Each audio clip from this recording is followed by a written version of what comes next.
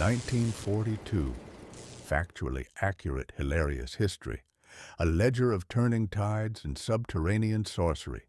Written and narrated in the style of Mark Twain. This book is fact-checked and edited by a human.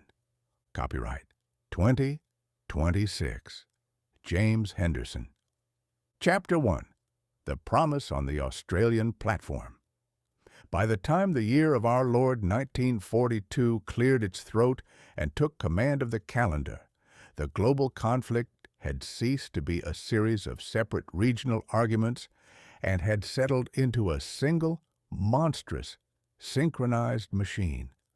It was a year wherein the aggressive empires of the earth discovered that it is one thing to set a house on fire, but quite another to put the flames out once the wind changes direction. It was a season of spectacular aquatic chess games, frantic domestic belt-tightening, and a profound realization that the future of civilization was being decided by a collection of slide rules, secret codes, and stubborn boys in muddy ditches. Now, if you had taken a stroll through the high offices of the world in the damp, discouraging months of that particular spring, you would have found the democratic nations in a state of considerable perspiration. The previous December had seen a great deal of crockery broken in the Pacific, and the early ledger of the new year was written almost entirely in the dark, uncharitable ink of retreat. The Japanese Empire was expanding across the map like a bottle of black ink spilled upon a fine white tablecloth, and the American defenses in the Philippine Islands were being compressed with the systematic, remorseless precision of a hydraulic cotton press. At the center of this particular storm stood General Douglas MacArthur, a gentleman who possessed a talent for drama that would have made the finest Shakespearean actors of the century look like bashful schoolboys at a Wednesday night prayer meeting. The general was a man of noble proportions, grand concepts, and an absolute, unshakable conviction that the universe was constructed primarily to serve as a backdrop for his particular achievements. For weeks, he and his garrison had been holed up on the rock of Corregidor, ducking explosions and subsisting on rations that would have caused a Missouri mule to register a formal complaint with the authorities. The situation was what the military authorities call untenable, which is a highly polished, expensive word meaning that if a man does not take to his heels with considerable velocity, he is going to be thoroughly killed or captured before the week is out. The President of the United States, viewing the business from the comfortable distance of Washington, decided that while a garrison can be replaced, a theatrical masterpiece of a general cannot.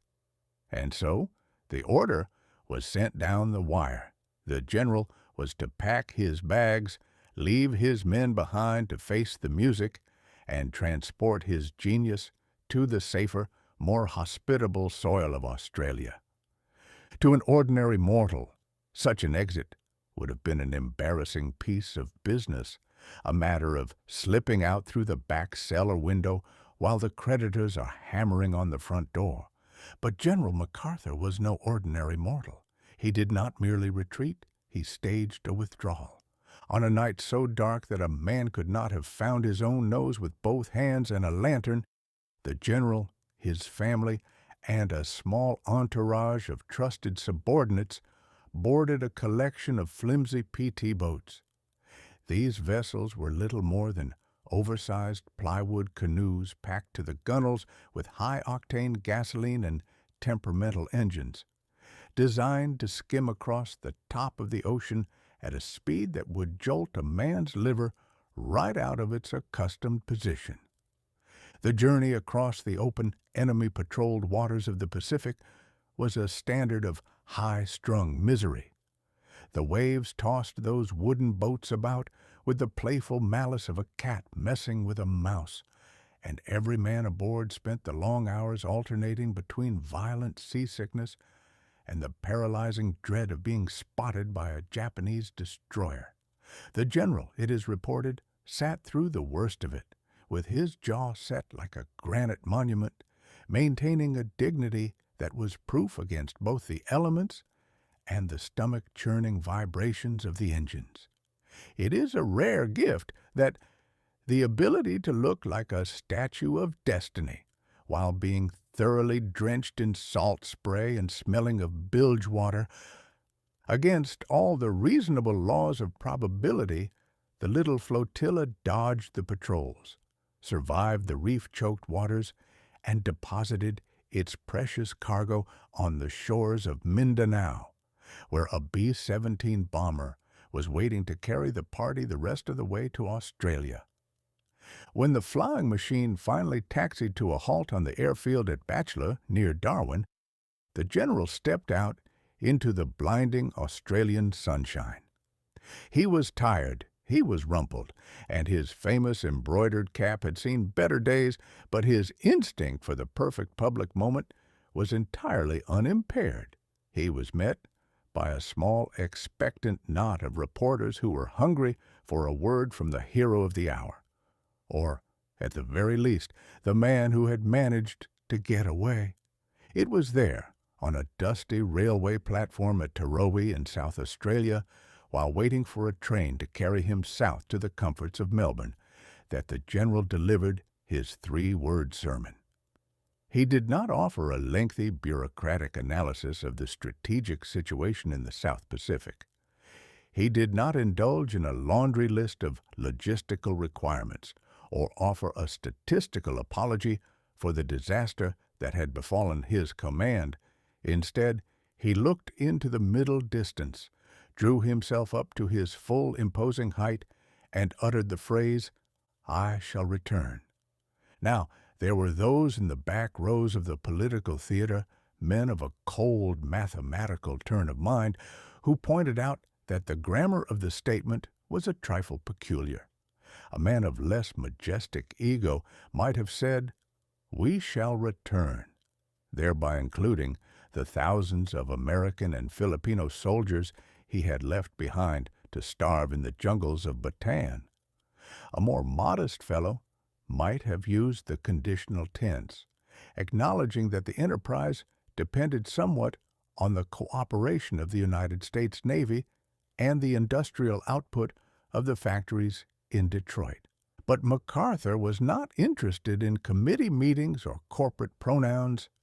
To his way of thinking, the entire counteroffensive was a personal contract between Douglas MacArthur and the millions of people currently under the heel of the Japanese Empire. It was a pledge made with a high degree of theatricality that the nation clutched like a talisman. Back in the United States, the public received the news with a collective sigh of relief that was loud enough to rattle the window panes from Maine to California. The country had been starved for good news for 3 solid months. They had been fed a steady diet of sinking ships, falling fortresses, and grim, tight-lipped communiques from the War Department. They needed a hero, and if that hero happened to be a man who wore his sunglasses indoors and spoke of himself in the third person like a Roman emperor, they were not disposed to be picky about the details. The phrase, "I shall return," was instantly seized upon by the great machinery of American publicity. It was printed on posters, shouted from radio speakers, and stamped onto the minds of a population that desperately needed to believe that the retreat was merely a temporary intermission in a play that would eventually end with a glorious final curtain. The general had managed to turn a spectacular defeat into a grand, lingering promise, a cinematic cliffhanger that left the audience anxious for the next reel. Meanwhile, back in the dark, fever-ridden peninsula of Bataan, the stubborn boys who were actually doing the fighting looked at the newspapers and the radio transcripts with a mixture of wry amusement and bitter irony. They called themselves the battling bastards of Bataan, and they sang a little ditty that claimed they had no papa, no mama, and no Uncle Sam. They knew better than anyone that while the general was busy delivering his sermons on the safe, sun-drenched platforms of Australia, they were left with the unglamorous everyday business of running out of ammunition, eating their own cavalry horses, and waiting for an inevitable surrender. Yet such is the strange, contradictory nature of the human animal that even those forgotten men found a certain grim comfort in the general's boast. Man is the only creature on God's green earth who will allow himself to be comforted by a grand arrangement of vowels and consonants when he has nothing else left in his pocket. The three-word sermon became a sort of holy myth, a secular gospel that traveled through the whispering channels of the underground resistance and the miserable barracks of the prison camps. It was a reminder that somewhere out there, beyond the blue horizon and the Japanese blockades, the great, slow-moving engine of the American Republic was beginning to turn its wheels, and that the theatrical gentleman with the corncob pipe had stakes in the game that he had no intention of losing. Chapter 2. The Executive Stroke of National Panic.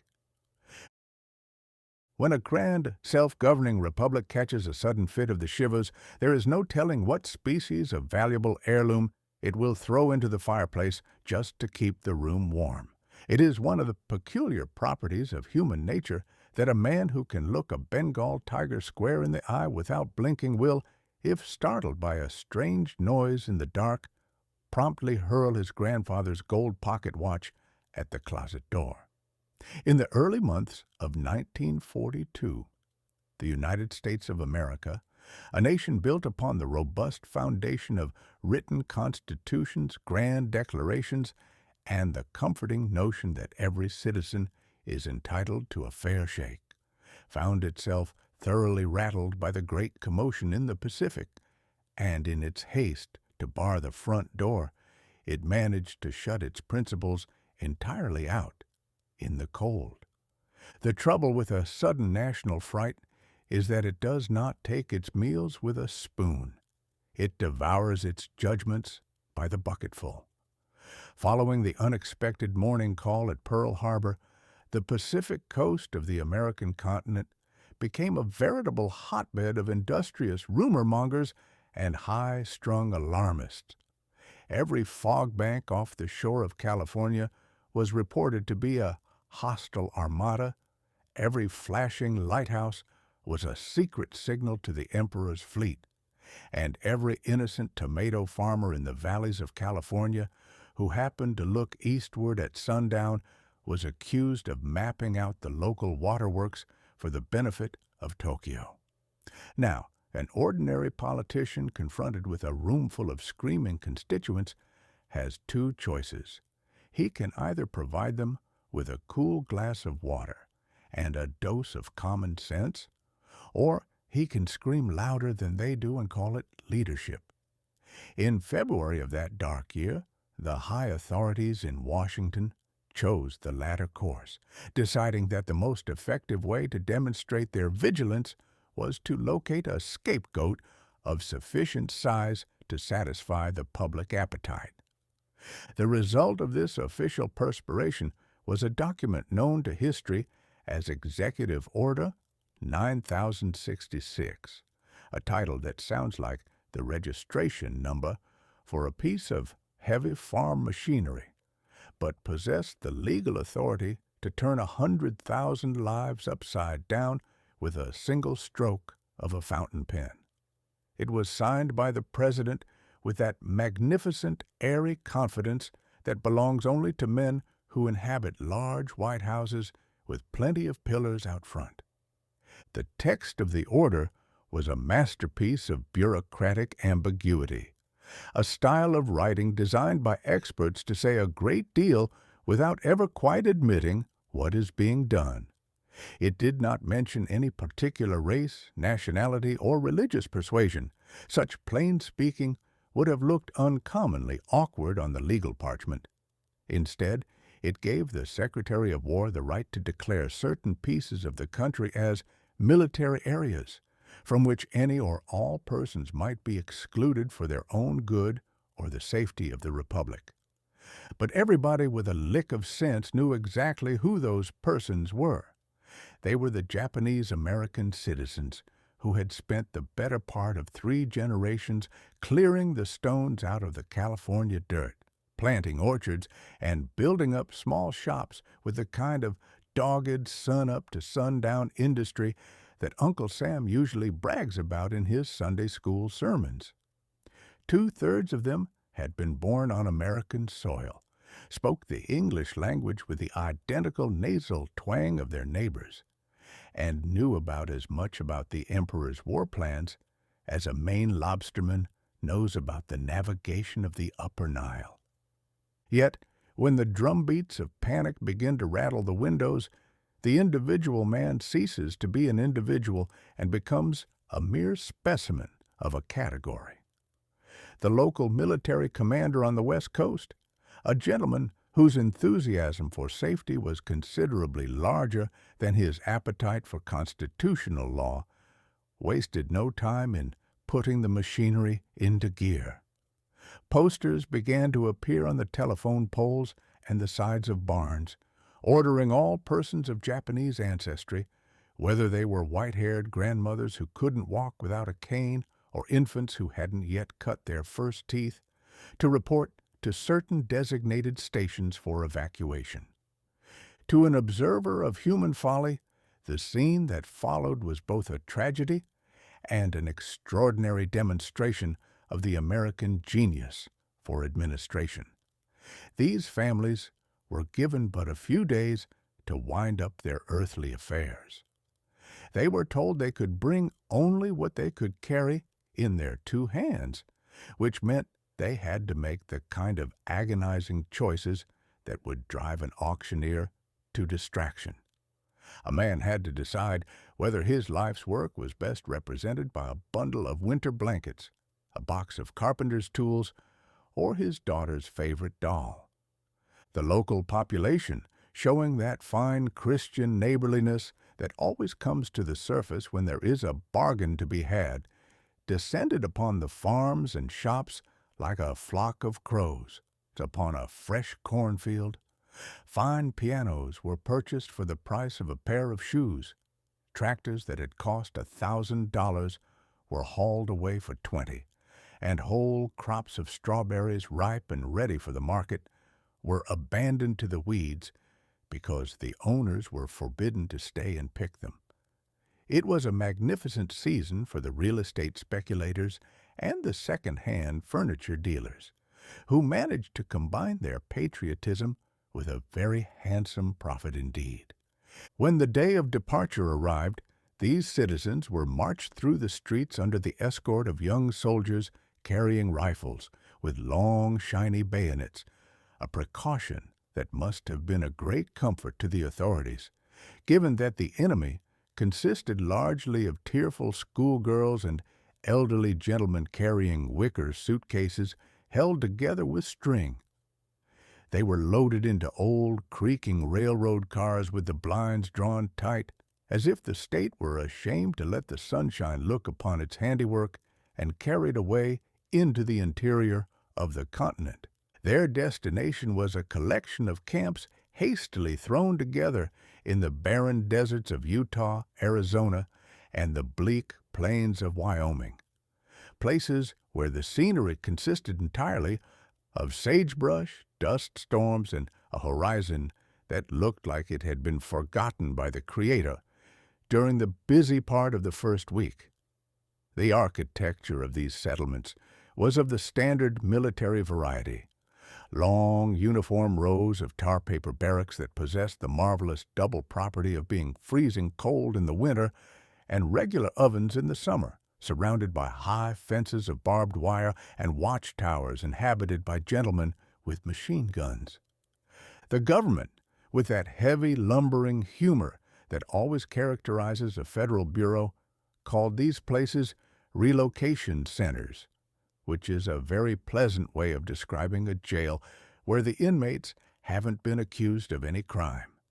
In these dusty enclosures, the professors of ancient history the prosperous merchants and the expert horticulturists were expected to live 10 to a room, eat their meals out of tin mess kits in giant communal sheds, and ask a 19-year-old corporal for a pass if they wished to look at the sunset from the other side of the fence. Back in the cities of the coast, the editors of the great newspapers wrote long, solemn editorials explaining that this grand roundup was a triumph of democratic foresight, proving that when a republic gets rattled, it can misplace its principles with alarming speed. They argued that it was better for 99 innocent men to live in a tar paper shack in Wyoming than for one mysterious saboteur to remain at large in a orange grove near Los Angeles, a logic that would have made the old Spanish inquisitors weep with envy. Yet inside the barbed wire, the people thus misplaced did a very curious thing, a thing that must have puzzled the authorities who had locked them up for fear of their disloyalty. They did not stage riots. They did not curse the flag that had allowed them to be robbed. They simply went to work. They organized their own police forces, dug irrigation ditches into the desert soil until the sagebrush gave way to cabbage patches, and established schools where their children stood up every morning, looked out at the guard towers, and recited the Pledge of Allegiance with a sincerity that ought to have made the politicians in Washington blush right down to their collar buttons. It was as if they understood that Uncle Sam was currently suffering from a severe case of temporary insanity, and they were determined to keep his house in order until his wits came back to him. Chapter 3. The Mechanical Audacity of the Short Deck. When a nation has been thoroughly drubbed in the opening rounds of a fist fight, its immediate instinct is not merely to hit back, but to hit back in a manner that defies all the established rules of domestic architecture and common sanity. By the time April of 1942 had rolled around, the American public was entirely weary of reading morning dispatches that resembled the inventory of a bankrupt dry goods store. Every engagement in the Pacific had concluded with the enemy taking the territory and the home team taking to the lifeboats.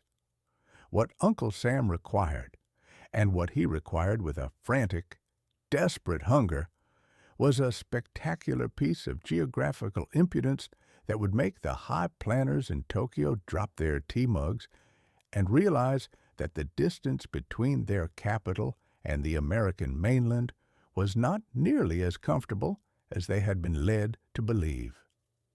The problem, however, was one of simple arithmetic and maritime geography, two subjects that are notoriously stubborn when a man is in a hurry. The Japanese Empire had established a grand defensive perimeter across the wide blue spaces of the ocean, a circle of island outposts so thick and well armed that no American fleet could hope to sail through it without being detected and thoroughly pulverized long before its guns could reach the home islands.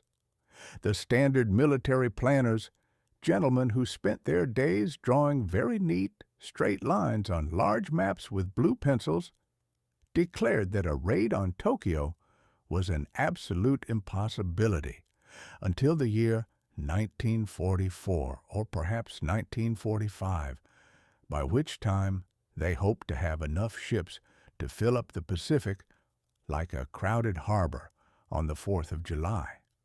But it is the peculiar glory of the human animal that whenever the experts declare a thing cannot be done according to the book, some fellow who has never bothered to read the book will step forward with a grin and a monkey wrench. In this instance, the radical notions originated in the fertile mind of a submarine officer who noticed that while a Navy fighter plane was light enough to take off from the brief deck of an aircraft carrier, its flying distance was too short to keep the ship out of range of the enemy's land-based bombers. "Very well," said the innovators. "If our little naval planes are too small for the distance, Let us simply take the largest, heaviest land-based Army bombers we can find, stuff them onto the deck of a ship, and see if we can scare them into the air before they run out of wood and plunge into the salt water. To the regular naval authorities, this suggestion sounded like an invitation to fly a steam locomotive out of a second-story barn window.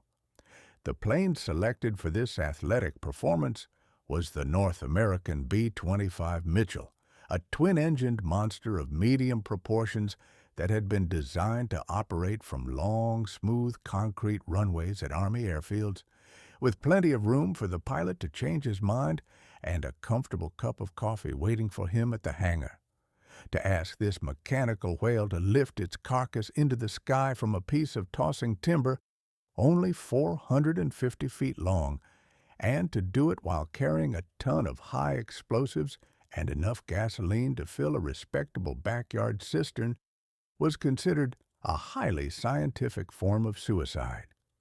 To command this circus, the authorities selected Lieutenant Colonel James Doolittle, a gentleman who possessed the physical stature of a jockey and the nervous energy of a locomotive under a full head of steam. Jimmy Doolittle was a man who had spent his life discovering that gravity was not so much an unalterable law of nature as a personal challenge that could be overcome provided a man flew fast enough and turned his corners with sufficient sharpness. He gathered together a company of 80 volunteers, boys from the farm gates of Iowa, the coal towns of Pennsylvania, and the logging camps of Oregon, and took them down to a secluded airfield in Florida to practice a trick that no sane aviator had ever attempted. The training was of a simple, heart-stopping variety. The instructors painted a white line across the turf to represent the forward edge of an aircraft carrier's deck. The pilots were told to line up their great rumbling machines, open the throttles until the engines shrieked like a pack of scalded cats, and pull the steering columns back into their stomachs the very instant the nose wheel crossed the chalk. If the plane lifted into the air without stalling and tumbling into the grass like a shot partridge, it was considered a successful rehearsal. For weeks, the local crows were treated to the spectacle of these green Army bombers leaping into the pine trees at angles that violated every textbook written since the days of the Wright brothers. By the beginning of April, this traveling carnival of audacity was loaded onto the deck of the USS Hornet, a grand new aircraft carrier that looked uncommonly peculiar with 16 giant twin-engined Army land planes lashed to its afterdeck like a flock of oversized gray geese that had mistaken a raft for a nesting ground. The ship slipped out of San Francisco under the cover of a thick, dripping fog, accompanied by a small escort of cruisers and destroyers, and headed out into the northern mists of the Pacific on a voyage that was a secret from everyone in the world, including the wives of the men aboard and the very sailors who were shoveling the coal into the boilers. The plan was to steam within 400 miles of the Japanese coast under the cover of darkness, launch the bombers at dawn, and then turn the ships about and run for home with all possible speed before the enemy could realize what had happened. But the universe, as is its usual habit during major historical enterprises, refused to look at the schedule. On the morning of April 18th, while still more than 600 miles from the target, the lookout spotted a small bobbing object in the gray waves. It was a Japanese picket boat, a common commercial fishing vessel that had been drafted by the emperor's planners to sit out in the cold water and look for trouble. Although the American cruisers promptly sank the little boat with a few well-aimed shells, the radio operators intercepted a frantic, crackling message sent by the dying vessel before it went under. The cat was out of the bag, the secret was written on the wind, and the grand surprise was no longer a monopoly of the United States Navy. Colonel Doolittle and the captain of the Hornet stood upon the bridge and looked at the tossing sea. They were 200 miles too far out. The wind was blowing a full gale. The waves were breaking over the flight deck in great green sheets of freezing spray. And the calculation of the fuel supply indicated that even if the planes managed to reach Tokyo, they would likely run out of gasoline somewhere over the rice paddies of China before they could find a safe place to land. An ordinary committee would have spent 3 hours drawing up a report and deciding to postpone the business until next Tuesday. But these were not committee men. Doolittle looked at his watch, looked at the sky, and gave the order to start the engines. The scene that followed was a masterclass in the absolute triumph of human nerve over mechanical probability. Because the bombers were so large, they could not be brought up from the lower decks on the elevators. They were all crowded together on the back half of the ship, leaving the lead plane, Doolittle's own, with only 467 feet of wet pitching timber between its nose and the open ocean. The Hornet turned into the teeth of the gale, its engines straining until the whole iron frame vibrated like a violin string, attempting to use the speed of the wind to give the heavy machines a little extra lift. Doolittle lined up his plane. The flight deck officer stood by the left wing, watching the rise and fall of the ship's bow. To launch a plane when the bow was down meant sending it directly into the side of a wave. The trick was to release the brakes just as the ship was beginning to lift its nose on the crest of a great swell, using the ocean itself as a giant catapult. The officer dropped his flag. Doolittle released the brakes. The great bomber roared down the deck, its tires splashing through the salt water, moving with a slowness that brought the hearts of 5,000 watching sailors right up into their mouths. When it reached the forward edge of the wood, it seemed to hesitate for a terrible fraction of a second, dipped slightly toward the foam, and then, with a magnificent stubborn heave of its wings, it climbed up into the gray rain clouds like an eagle that had just broken its chains. One by one, the remaining 15 machines followed its track, taking off from that brief deck with the rhythmic precision of a well-drilled machine, until the sky was empty and the flight deck of the Hornet was as bare as a ballroom floor on a Monday morning. Several hours later, the population of Tokyo was enjoying a fine, sunny spring afternoon. The local sirens had sounded a routine air raid drill earlier in the morning, and the citizens were strolling through the parks, looking at the cherry blossoms and listening to the radio announcers explain that the holy soil of the homeland was forever protected by the divine winds and the geographical isolation of the great ocean. Then, out of the northern horizon, flying so low that they cleared the rooftops by the width of a standard chimney, came the 16 gray ghosts from the mists. Before the local gunners could even remove the canvas covers from their artillery, Doolittle's boys dropped their strings of incendiary and high-explosive bombs onto the factories, the dockyards, and the military barracks of the capital. It was not a destruction that would level a city. 16 planes cannot do the work of 1,000, but it was a spectacular morning visit that blew a hole right through the comfortable myth of Japanese invulnerability. The planes did not stay to argue the point. They flew onward, crossing the sea toward China in the gathering darkness, their fuel gauges dropping toward the zero mark with every click of the clock.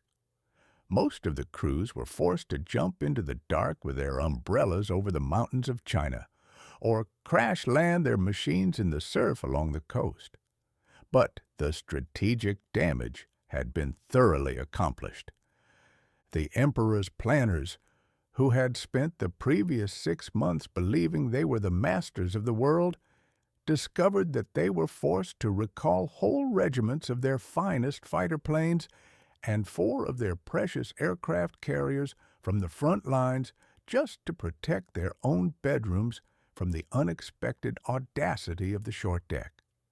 It was a ledger of turning tides written in the smoke of a surprise visit, proving that while Uncle Sam might be slow to start a fight, he possesses a marvelous talent for improvising the rules as he goes along. Chapter 4.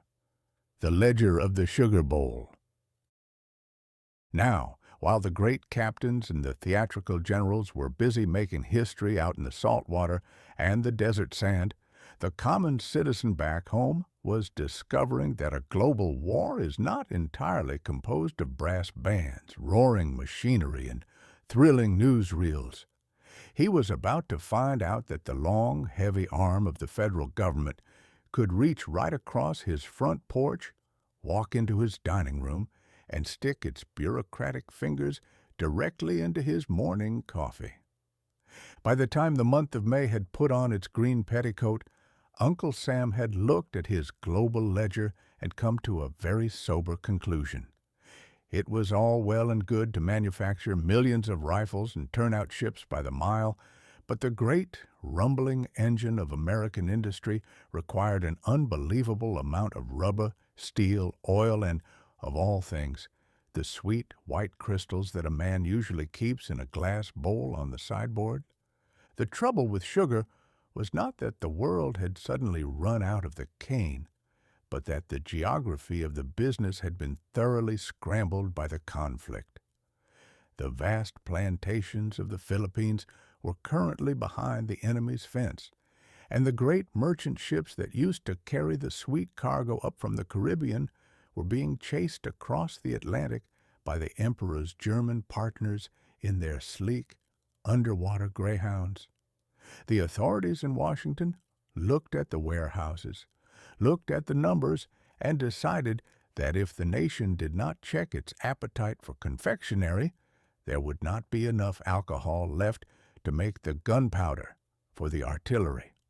And so, the Office of Price Administration, a collection of solemn, nearsighted gentlemen who lived on a diet of statistics and legal ink, invented a magnificent piece of social engineering called War Ration Book No. 1.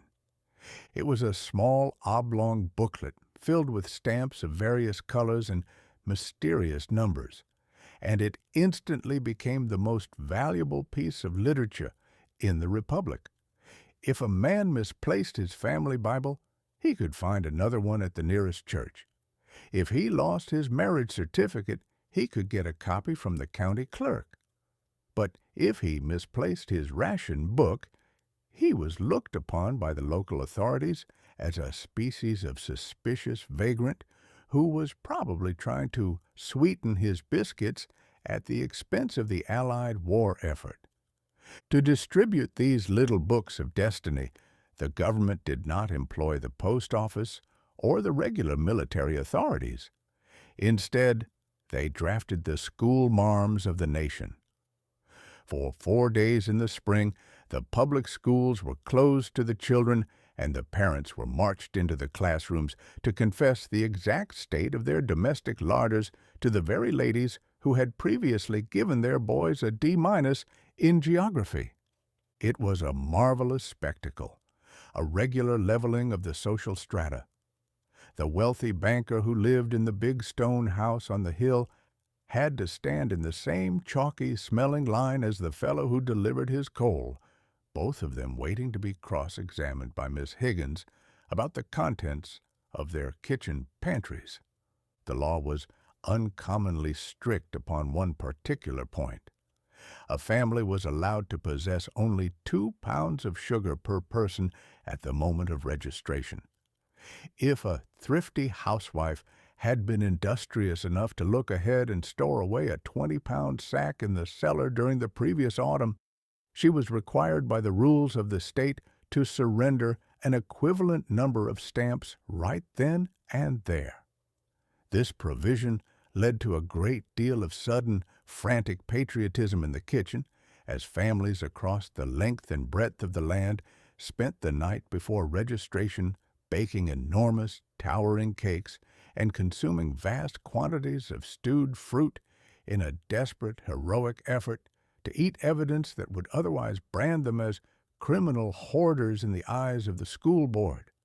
Once the books were distributed, the entire character of Main Street underwent a profound and whimsical transformation. The old, easy relationship between the shopkeeper and his customer was replaced by a rigid ceremonial ritual that resembled a high court trial over a pound of lard. When a citizen walked into Mr. Fletcher's grocery store to purchase his weekly allowance, which had been fixed at the grand, majestic total of half a pound of sugar per person, he did not simply hand over his nickels and dimes. He had to present his booklet to the grocer, who would examine the stamps with a magnifying glass to ensure they hadn't been manufactured in a backyard shed or transferred from an uncle who lived in the next county. The grocer was strictly forbidden to tear out the stamps himself until the exact moment the sugar was weighed, and if a single stamp happened to fall to the floor and escape through a crack in the boards, there was a scene of lamentation that would have done credit to an ancient Greek tragedy. Now, the American citizen is a peculiar creature. He will cheerfully read the morning dispatches about a naval battle in the Coral Sea, wherein 10,000 tons of high-grade steel are sent to the bottom of the ocean in the span of an afternoon, and he will look at the casualty lists with a grim, tight-lipped determination to see the business through to the bitter end. But when that same citizen returns to his own breakfast table and discovers that the federal authorities have limited him to a single, miserable spoonful of sugar for his morning coffee, he will set down his cup and grumble with a magnificent, deep-seated sincerity that shakes the very plaster in the ceiling. The social philosophers of the period noted that this domestic belt-tightening led to an extraordinary outbreak of chemical ingenuity in the American home. Housekeepers began to treat a cup of molasses or a jar of honey with the kind of reverent care that a jeweler normally bestows upon a medium-sized sapphire. Recipes appeared in the columns of the evening papers, explaining how a family could manufacture a perfectly respectable chocolate pudding by utilizing the sweetening properties of a boiled prune or a mashed turnip. Experiments that were received by the children of the household with a degree of enthusiasm that was entirely invisible to the naked eye. The local coffee shop became the theater for a brand new style of social etiquette. In the old days, a man would walk up to the counter, order a nickel cup of Java, and absent-mindedly dump 4 or 5 spoonfuls of white sugar into the mug while he read the baseball scores, leaving half of it to settle into a thick, crunchy paste at the bottom of the porcelain. By the summer of 1942, such conduct was looked upon as an act of outright treason, on a par with selling the blueprints for a destroyer to a foreign agent. The sugar bowls were removed from the tables entirely and placed behind the counter under the immediate watchful eye of the proprietor, who would dole out the sweet substance with a tiny silver spoon as if he were administering a dangerous patent medicine to a delicate infant. A man learned to stir his cup with a diligence that bordered on the fanatical, turning his spoon around and around for 5 full minutes to ensure that every single solitary grain was thoroughly dissolved and put to work before he took a sip. Yet, despite all the grumbling and the sharp language directed at the Office of Price Administration, this grand scrap over the sugar bowl demonstrated a fundamental truth about the Republic that the foreign dictators had entirely failed to grasp. The aggressive empires of the world had built their war machinery upon the principle of the bayonet and the secret police, believing that a population could only be made to sacrifice its comforts if there was a gentleman in a shiny leather coat standing on the corner with a pistol. Uncle Sam, however, managed the whole business by means of a piece of stamped paper distributed by a schoolmarm. The citizen would complain about his half-pound allowance. He would abuse the local rationing board with every adjective known to the English language, and he would state with absolute conviction that the country was headed straight for bureaucratic ruin. But then he would carefully tear out stamp number 3, hand it over to the grocer, and walk home with his little bag of sugar, thoroughly satisfied that he was doing his part to break the power of the dictators one spoonful at a time. Chapter 5. The Battle of the Blind Fleets. Now that Uncle Sam had successfully gathered his citizens into neat, rationed lines and proved that the domestic kitchen could survive on a severe diet of boiled prunes and official supervision, the grand theater of human events shifted its scenery once more to the wide, lonely spaces of the Pacific Ocean. We are about to consider an affair that must have caused the old-fashioned naval tacticians, gentlemen who spent their lives studying the great smoky broadsides of Lord Nelson and the heavy iron clashes of the Civil War, to rub their eyes with astonishment and conclude that the world had been turned entirely upside down by the young fellows in the leather flying jackets. The month was May, and the arena was a vast tropical pasture of salt water known as the Coral Sea, situated just to the northeast of Australia. The Japanese planners, having consumed the East Indies for breakfast and swallowed the fortresses of the South Pacific for lunch, had decided that Australia would make a very handsome supper.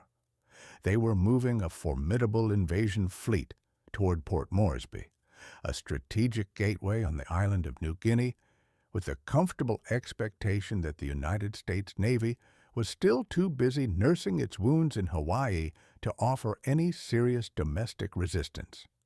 But the Americans possessed a secret advantage of a highly ungentlemanly but thoroughly useful variety.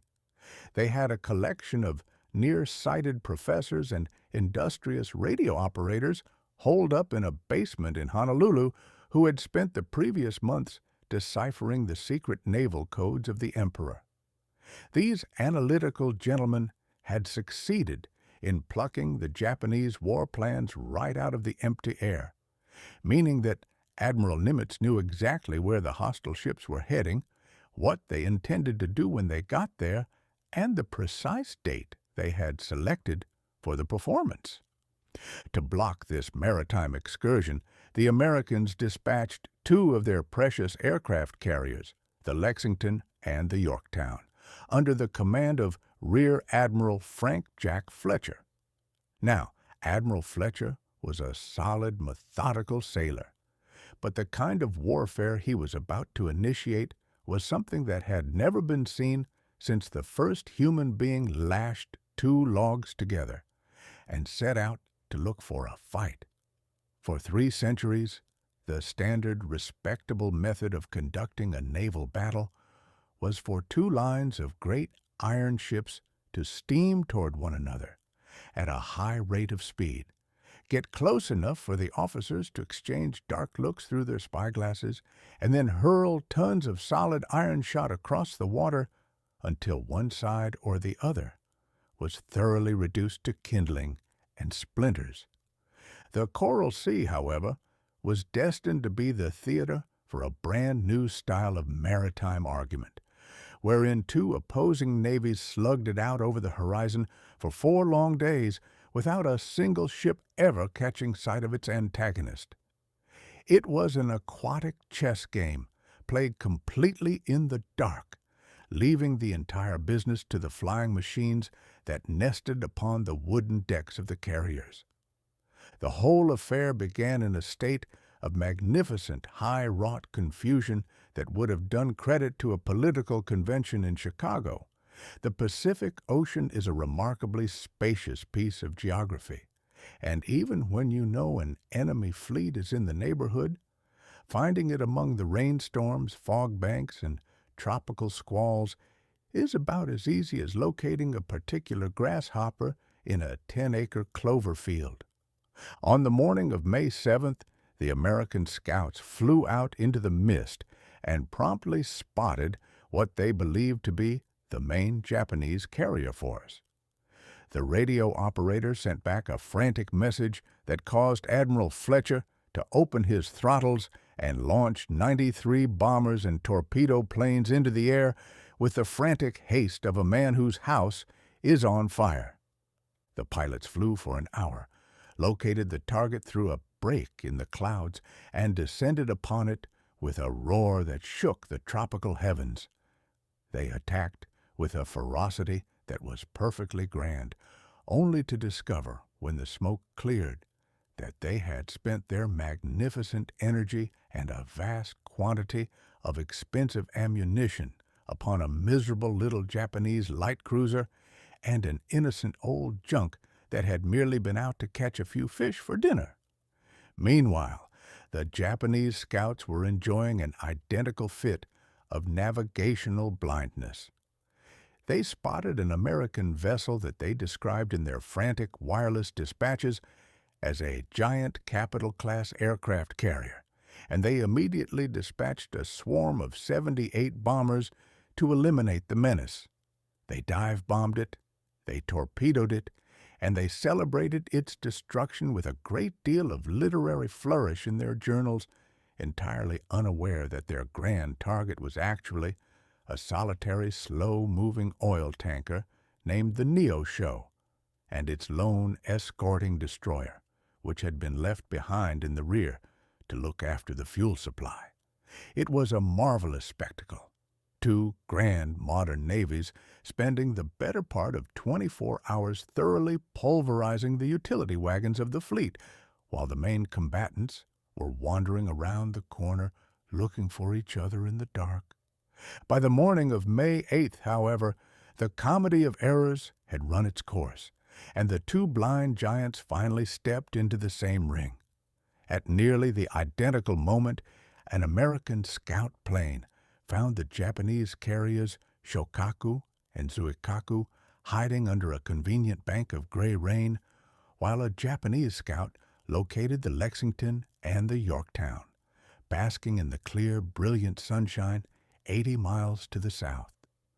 What followed was a double-barreled exhibition of modern scientific destruction.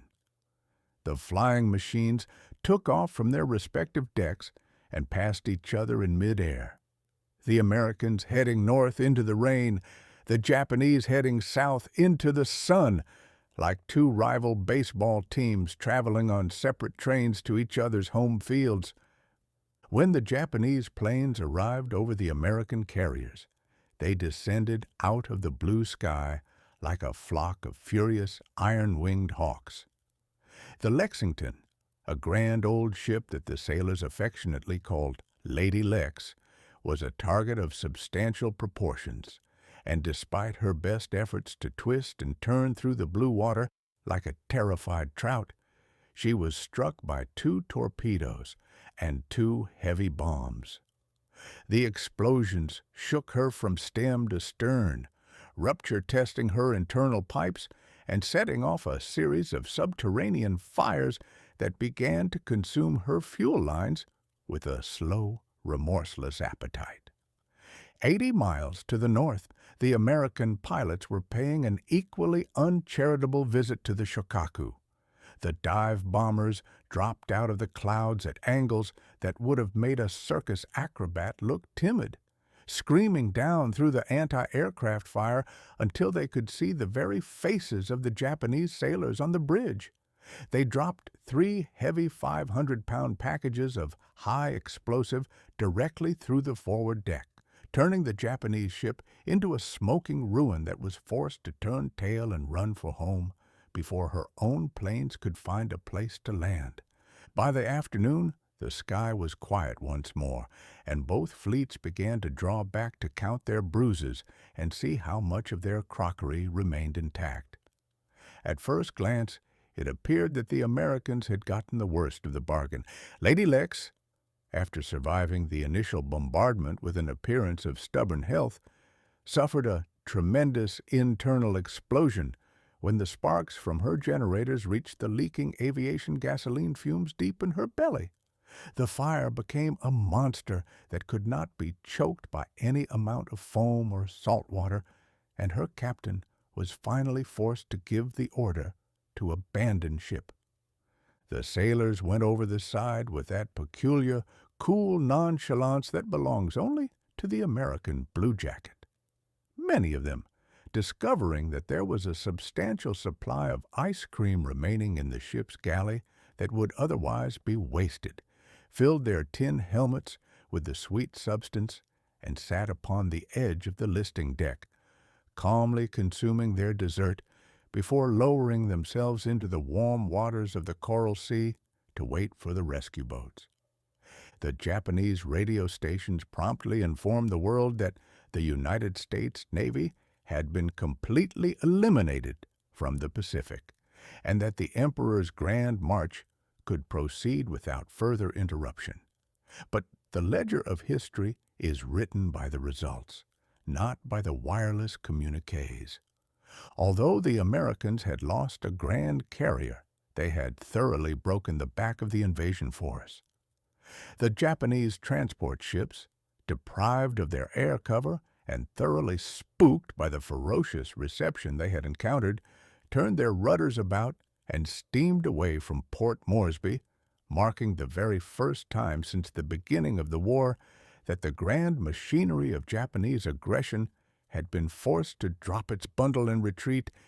It was a battle won by the boys who had never seen the enemy's hull, a conflict decided by the slide rule and the aviation compass, proving to the world that the old era of naval combat was as dead as the wooden galleons of Spain, and that the blue void was now the exclusive property of the blind fleets and the flying machines. Chapter 6. The 4 Minutes at Midway.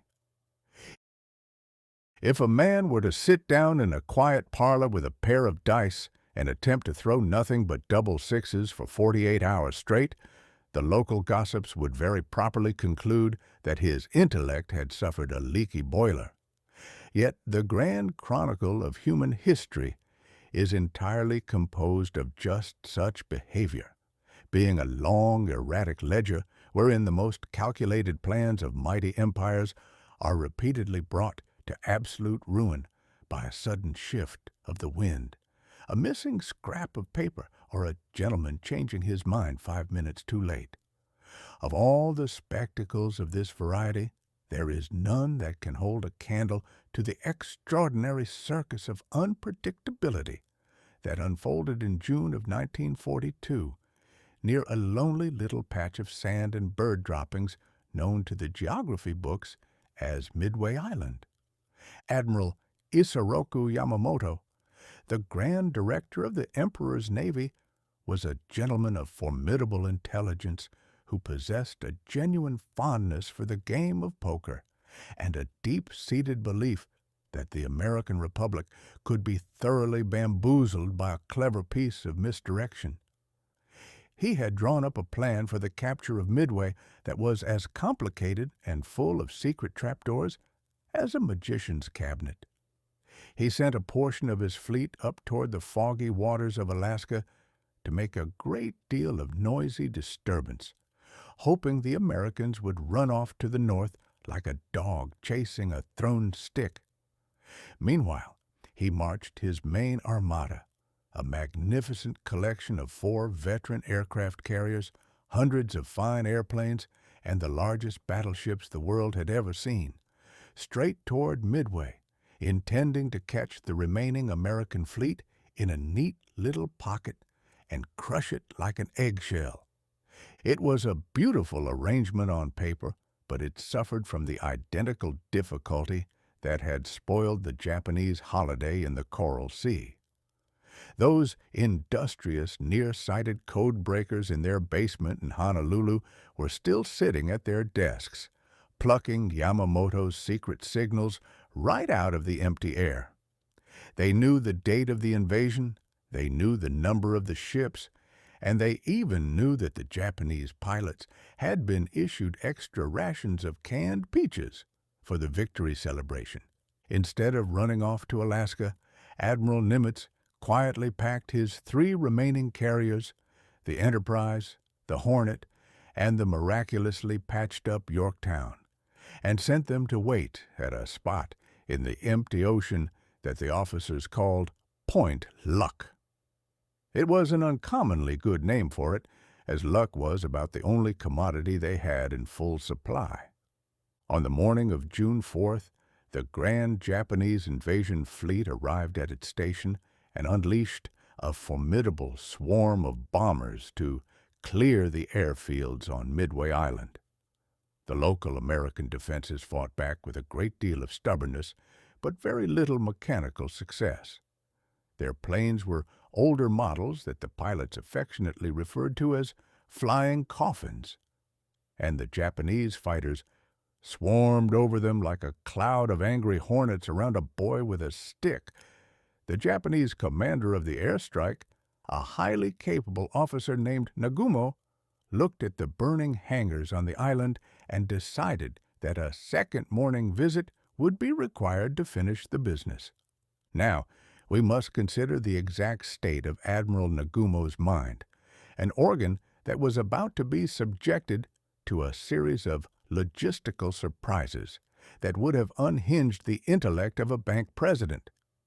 He had kept half of his planes on the decks of his carriers loaded with heavy torpedoes just in case any American ships should unexpectedly show up in the neighborhood. But his scouts had flown out into the morning mist and reported that the ocean was as empty of American vessels as a church on a Tuesday afternoon. "Very well," said Nagumo. "Let us take the torpedoes off those planes, load them with common bombs instead, and send them to assist with the destruction of the island." The decks of the 4 carriers, the Akagi, the Kaga, the Soryu, and the Hiryu, instantly became a scene of frantic, mechanical perspiration. The ground crews worked with the desperate haste of men loading coal into a furnace, unbolting the heavy torpedoes, rolling them into the corners, and strapping bombs onto the wings. Just as this work was nearly finished, a frantic message arrived from a lone scout plane that had been wandering around the fringes of the fog. It reported that an American fleet, including at least 1 large aircraft carrier, was currently steaming toward them from the east at a high rate of speed. Admiral Nagumo's jaw dropped so low it nearly fouled his collar badges. He looked at his decks, which were currently covered in a highly unscientific litter of loose explosives, fuel lines, and half-naked airplanes. If he launched his planes immediately with the bombs they had, they might not be able to sink a heavy ship. If he changed his mind again, he would have to roll the planes back into the hangars, unbolt the bombs, and put the torpedoes back on. He looked at the clock, he looked at the sky, and he gave the fateful order: change the weapons back to torpedoes. While the Japanese crews were sweating through this second round of mechanical musical chairs, the American carriers at Point Luck had already unleashed their own birds. But the presentation was handled with a degree of navigational confusion that was perfectly grand. The clouds were thick, the wind was erratic, and the various squadrons of American planes became thoroughly separated in the gray soup, wandering across the vast blue void like a collection of short-sighted tourists who had lost their guidebooks. The first group to locate the Japanese fleet was Torpedo Squadron 8 from the Hornet, a company of 15 slow, lumbering old torpedo planes led by a stubborn gentleman named Waldron. They had no fighter protection, they had no bombs, and they knew that their slow speed made them easy targets for the nimble Japanese defenders. But they did not stop to hold a committee meeting. They lined up their ancient machines, dropped down until their wheels were nearly clipping the whitecaps, and flew straight into the mouth of the Grand Imperial Armada. The result was a slaughter that was both terrible and magnificent. The Japanese Zero fighters dived out of the sun and simply chewed those slow American planes to pieces.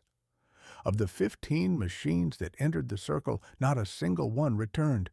30 young men went into the water or the smoke, and only one solitary pilot, a fellow named Ensign George Gay, managed to kick himself out of his cockpit and float in the salt water with a rubber cushion over his head to watch the remainder of the performance. 2 more torpedo squadrons from the other carriers arrived shortly thereafter, and they were treated to an identical reception, their weapons missing the targets and their ranks being thoroughly thinned by the ferocious defense. By 10 o'clock in the morning, Admiral Nagumo was feeling uncommonly cheerful. He had successfully beaten off 4 separate American attacks without a single one of his ships taking a scratch. His own strike planes were now fully loaded with torpedoes. Their engines were turning over with a beautiful synchronized roar, and the pilots were climbing into their seats, ready to take off and sweep the American Navy from the face of the earth. The Japanese fighters that had been protecting the fleet were all down low, skimmed across the top of the water, celebrating their easy victories over the slow torpedo planes. The sky directly above the carriers was as open, blue, and empty as a Sunday morning in a country village.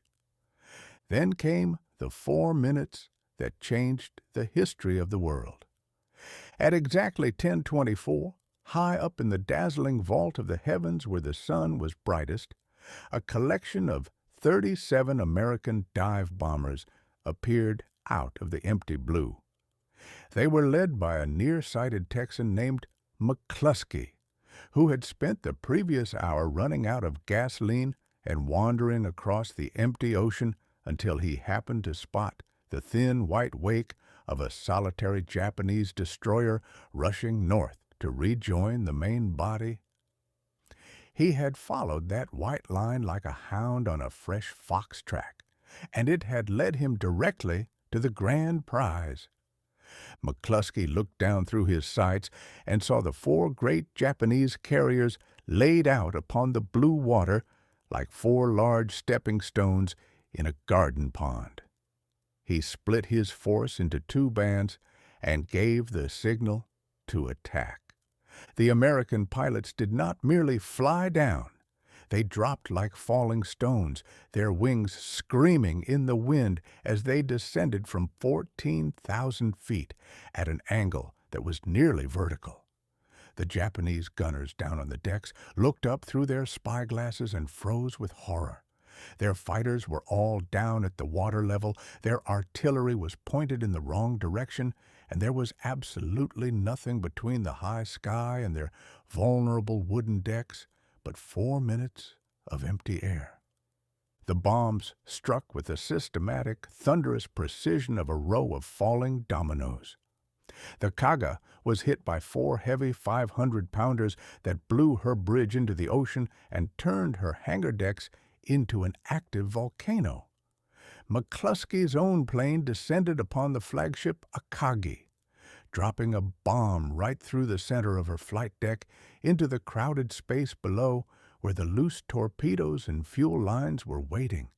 The explosion was followed by a series of subterranean roars that lifted the iron plates right out of their rivets and turned the grand vessel into a burning log in the span of 30 seconds. A 3rd carrier, the Soryu, was struck by 3 bombs from another squadron, which tore her bowels out and left her dead in the water, with her crew leaping into the sea to escape the sheets of white flame. It was a masterclass in the absolute unpredictability of human affairs.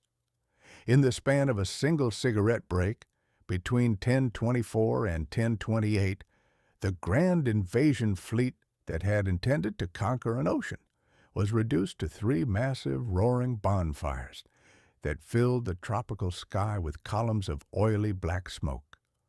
Although the fourth carrier, the Hiryu, managed to survive the initial onslaught and launch a brave counterstrike that eventually sank the American Yorktown, she too was located by the indefatigable dive bombers later in the afternoon and thoroughly cooked before sundown.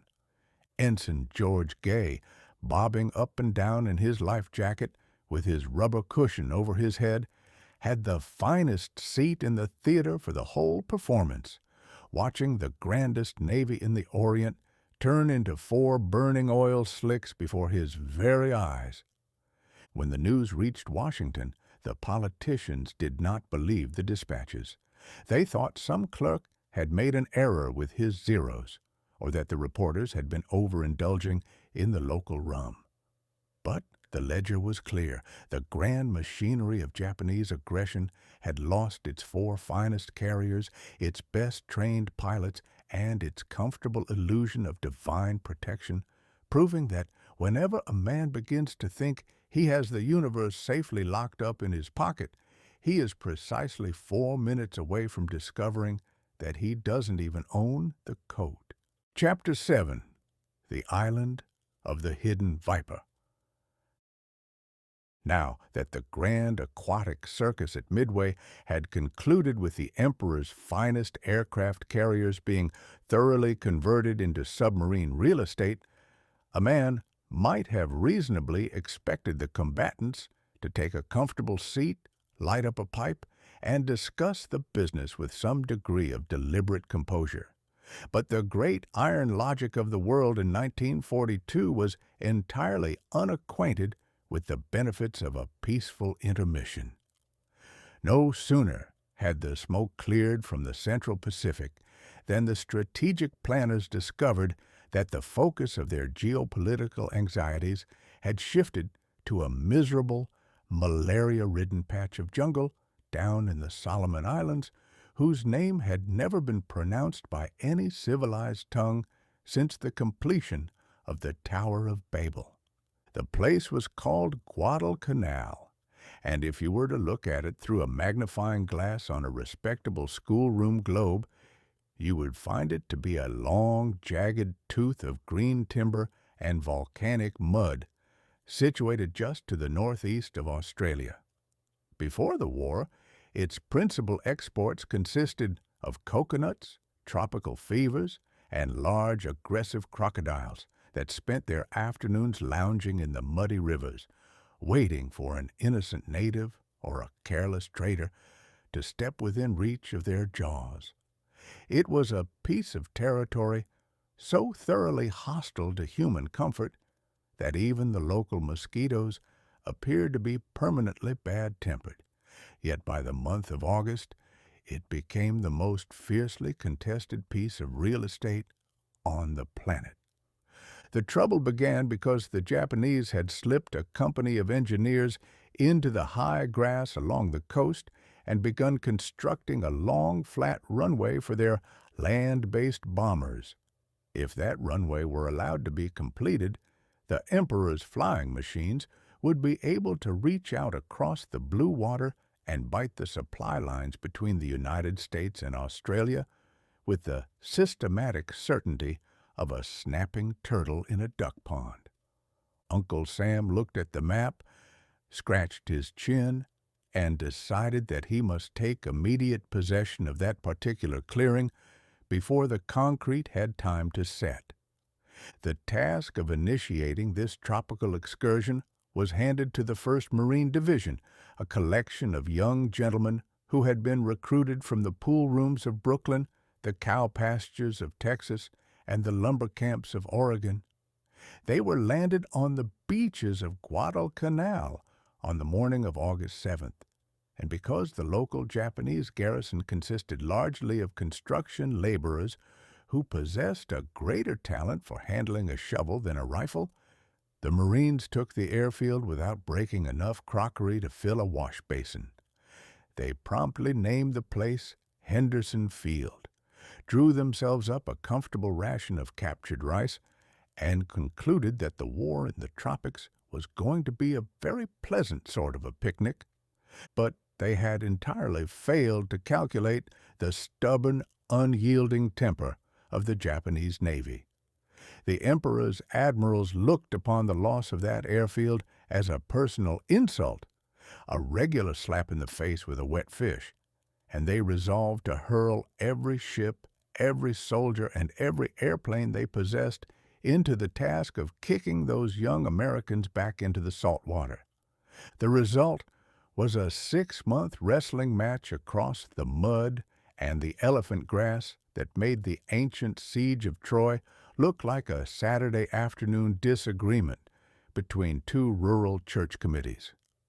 The first thing the Marines discovered was that while they owned the dirt under their boots during the daytime, the Japanese Navy owned the water out front the moment the sun went below the horizon. Every night, a collection of fast Japanese destroyers and cruisers, a regular maritime express train that the boys called the Tokyo Express, would steam down the narrow channel between the islands, drop off thousands of fresh, fanatical infantrymen into the jungle, and then spend 2 hours systematically bombarding the American lines with heavy 8-inch shells. It was a species of entertainment that was uncommonly hard upon the human nervous system.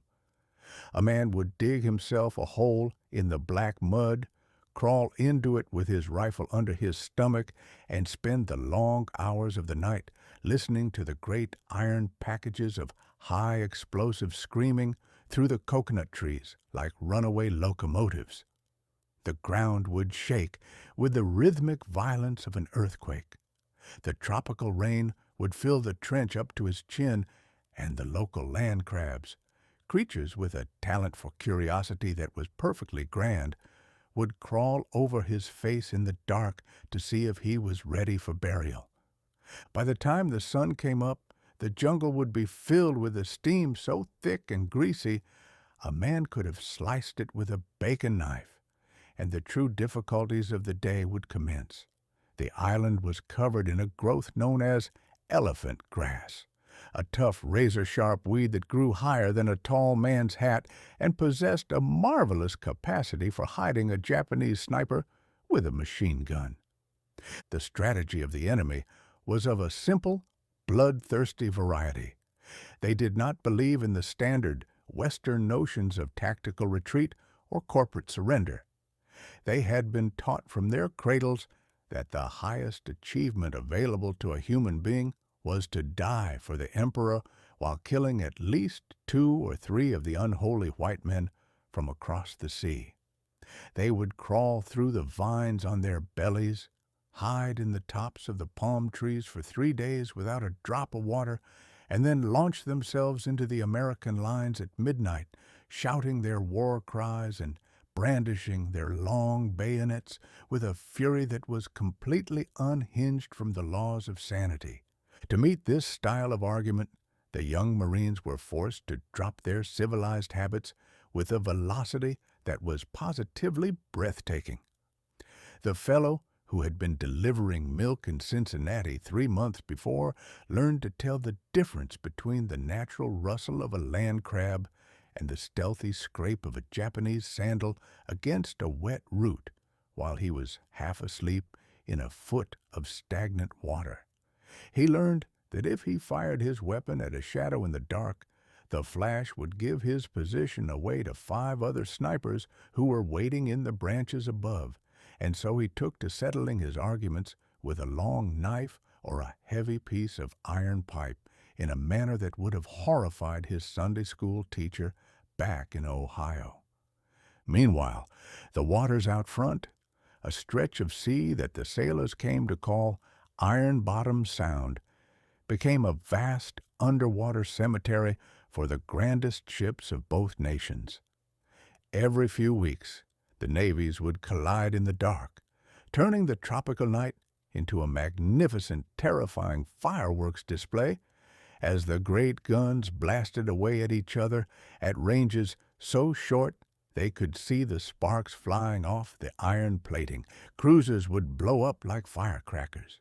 Destroyers would ram one another in the blindness of the smoke, and the crews would spend their mornings swimming through fields of floating oil, dodging the very sharks that had been drawn to the scene by the commotion.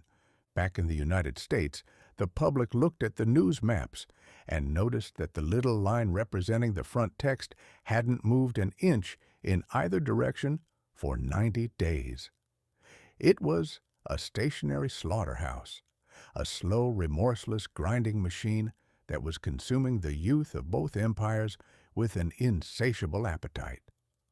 The generals in Washington began to question whether the miserable little island was worth the price they were paying in blood and shipping, while the high authorities in Tokyo were beginning to realize that the enterprise was draining their resources like a great hole knocked in the bottom of a water tank. But such is the peculiar pig-headed nature of the human race that once two grand nations have poured enough of their sons into a particular ditch, neither one can bear the thought of walking away and leaving the victory to the other fellow. The battle ceased to be a matter of geography or engineering. It became a pure trial of physical endurance, a question of whether the American boy from the city streets, with his pockets full of chocolate bars and his belly full of malaria, could stand the loneliness and the terror of the hidden viper for 5 minutes longer than the Japanese soldier who had been raised on a diet of iron discipline and imperial mysticism. By the time the Ledger of 42 was drawing to its final pages, the answer was written in the bones along the Tenaru River. The Japanese had run out of ships, they had run out of rice, and their stubborn infantrymen were dying of starvation by the thousands under the roots of the giant trees. In January, the remaining skeletons of the Emperor's force were quietly slipped onto destroyers under the cover of a thick fog and carried away, leaving the Marines to look out over the quiet, muddy clearings of Guadalcanal.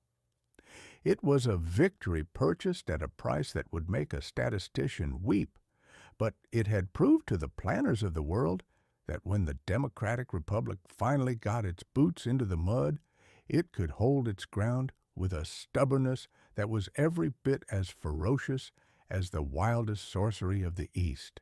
Chapter 8. The Great Anvil of the Volga. Now that we have examined the damp green horrors of the Pacific Islands, where the combatants spent their afternoons playing hide-and-seek with crocodiles and land crabs, we must turn our spectacles toward the opposite side of the great global merry-go-round. We must look upon an affair of such massive, thunderous, and downright terrifying proportions that it made the island wrestling matches look like a Sunday afternoon picnic in a church grove.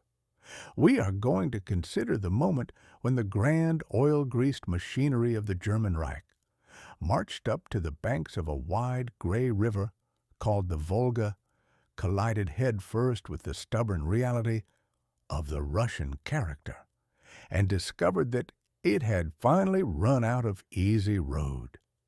The target of this particular military excursion was a long, smoky industrial city that stretched along the riverbank like a sleeping alligator.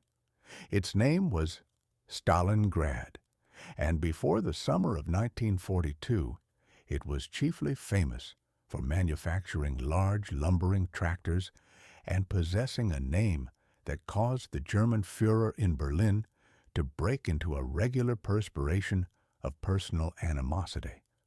The gentleman with the small mustache who sat in the high office in Germany looked at his maps and decided that if he could but clutch that particular city by the throat, he would not only strike a magnificent blow at the pride of the Soviet Premier, but he would also possess a comfortable key to the great bubbling oil wells of the Caucasus, which he required to keep his tanks from turning into stationary iron monuments.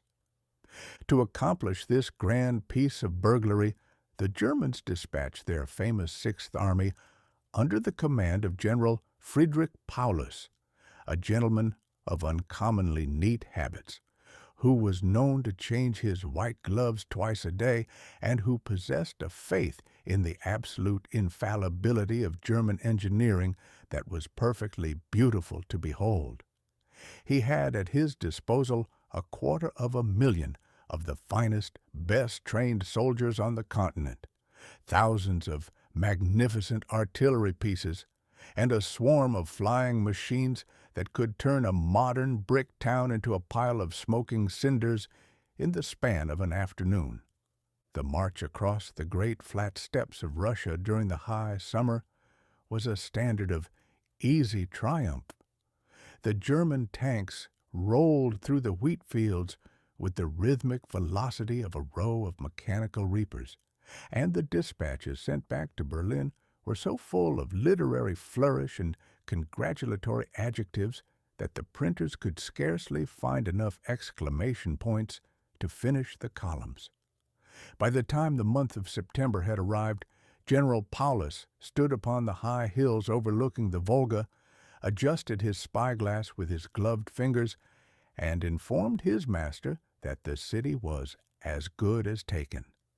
But he had entirely failed to calculate the nature of the reception committee that was waiting for him down in the streets. The Soviet authorities had issued a very brief, unadorned decree to their people, which contained but 5 words of strategic instruction: not a step back. It was a simple piece of grammar, but it possessed the useful property of being backed up by a collection of stern gentlemen in long coats who stood in the rear with machine guns to ensure that no private soldier suffered a sudden unconstitutional desire to visit his relatives in Siberia. When the German infantrymen entered the outer suburbs of the city, they discovered that the regular textbook style of warfare, the grand sweeping maneuvers that had worked so handsomely in France and Poland, had been thoroughly left behind in the fields. The German flying machines had dropped thousands of tons of explosives upon the town, turning the fine stone buildings, the great tractor factories, and the elegant apartments into a monstrous, jagged labyrinth of broken brick, twisted iron girders, and smoking craters. In doing so, they had accidentally constructed the finest defensive fortress ever seen since the invention of gunpowder. The conflict instantly degenerated into an affair that the German soldiers called Rattenkrieg, which is a very expressive word meaning rat warfare. It was a stone-by-stone, cellar-by-cellar, chimney-by-chimney business that transformed a modern industrial city into a monstrous slaughterhouse and an immovable anvil for the Nazi hammer. There were no more grand lines on the map. The front text was no longer measured by miles or rivers, but by the distance between the kitchen and the pantry of a ruined bakery, or the space between the front seat and the back axle of a burned-out streetcar. A company of German soldiers would spend 3 days of ferocious fighting, sacrifice 50 of their comrades, and use up 10,000 rounds of ammunition to capture a single, solitary heap of plaster, only to discover when they sat down to eat their sausages that a dozen red-faced Russians had crawled through a sewer pipe during the commotion and were currently sitting in the cellar directly beneath their boots, ready to renew the argument with a hand grenade the moment the candles were put out. The architecture of the city became entirely unpredictable. A common 3-story brick apartment building, known to history as Pavlov's house, became a regular independent republic of resistance. A small handful of Soviet soldiers took possession of the rooms, barricaded the windows with old mattresses and broken tables, and turned the structure into a mechanical hornet's nest. Every time the Germans attempted to bring a tank up the street, a young fellow with a long anti-tank rifle would pop his head out of a skylight and drill a hole through the engine boiler. Every time the infantry attempted to storm the front door, a machine gun would speak from the cellar window with a nasal, bad-tempered cadence that cleared the sidewalk in 30 seconds. For 2 full months, the grandest army in Europe launched separate morning visits against that solitary house, utilizing more ammunition than they had used to capture the entire capital of Yugoslavia. And yet, when the ledger was totaled, the red flag was still flying from the chimney pot. By the time November had put on its white winter overcoat, the entire character of the region underwent a profound and terrifying transformation. The famous Russian winter arrived on the wings of a northern gale, bringing with it a cold so sharp and deep it would have frozen the oil right out of a Missouri locomotive. The German soldiers, who had been promised a quick victory and a comfortable winter berth in warm rooms, found themselves holed up in the freezing cellars, dressed in thin summer uniforms that had been thoroughly reduced to rags by the brick dust, and subsisting on a diet of horse meat and moldy bread that would have caused a prison warden to feel a twinge of remorse. Meanwhile, the great river behind the city, the Volga, began to fill up with giant grinding blocks of gray ice that made the delivery of supplies to the defenders an affair of high-wrought misery. But the Soviet commanders, gentlemen who possessed the physical sensitivity of a granite boulder and a complete indifference to the comfort of their subordinates, were quietly preparing a surprise package of substantial size. While General Paulus was busy wearing out his white gloves and sending frantic wireless messages to Berlin, explaining that he was just 5 minutes away from capturing the last 200 yards of the riverbank, the Soviet generals gathered 1 million fresh men, thousands of artillery pieces, and whole herds of sturdy Siberian horses out in the desolate plains to the north and south of the city. On the morning of November 19th, the trapdoor was sprung. Through a blinding blizzard that made it impossible for a man to see his own thumb, the Soviet artillery let loose a roar that shook the earth from the Volga to the Don. They did not attack the Germans directly in their brick fortresses. Instead, they swept around the sides like a pair of giant iron arms, falling upon the poorly equipped Romanian and Italian regiments that had been left behind to guard the rear. These unfortunate gentlemen, who possessed very little appetite for dying in a Russian snowdrift for the benefit of Berlin, broke their ranks and took to their heels with magnificent velocity.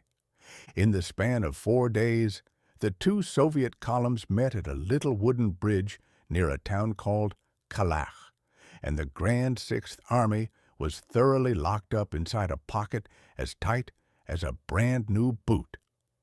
General Paulus looked out of his cellar window and discovered that he was no longer the besieger of Stalingrad, but an inmate in a frozen 300-square-mile prison camp surrounded by a wall of fire and steel. The Great Anvil of the Volga had done its work.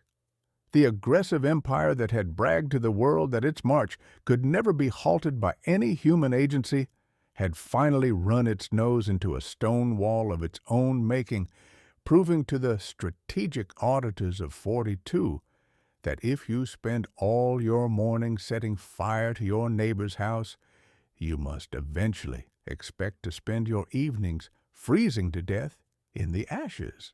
Chapter 9. The Undergarment Goes Public.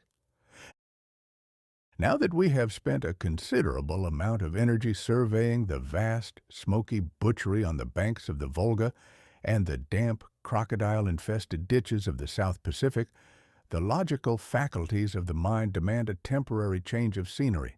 It is a relief to discover that while the great empires of the earth were busy flattening one another's cities with heavy artillery and disputing the ownership of barren sandbars, the great chronicle of human progress was quietly unfolding in the most unexpected and unpretentious quarters.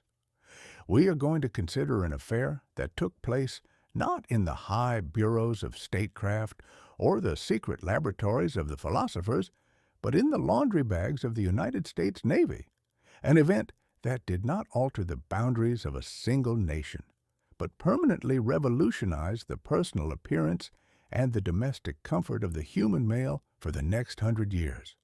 To understand the full magnitude of this particular curiosity, a man must first reflect upon the ancient and highly conservative history of human haberdashery.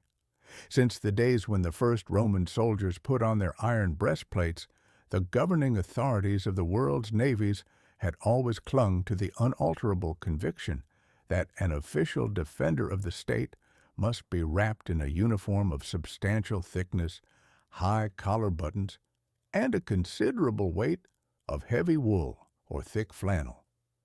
It did not matter if the sailor was stationed in the freezing mists of the North Sea or sent to patrol the steaming, blistering waters of the equator.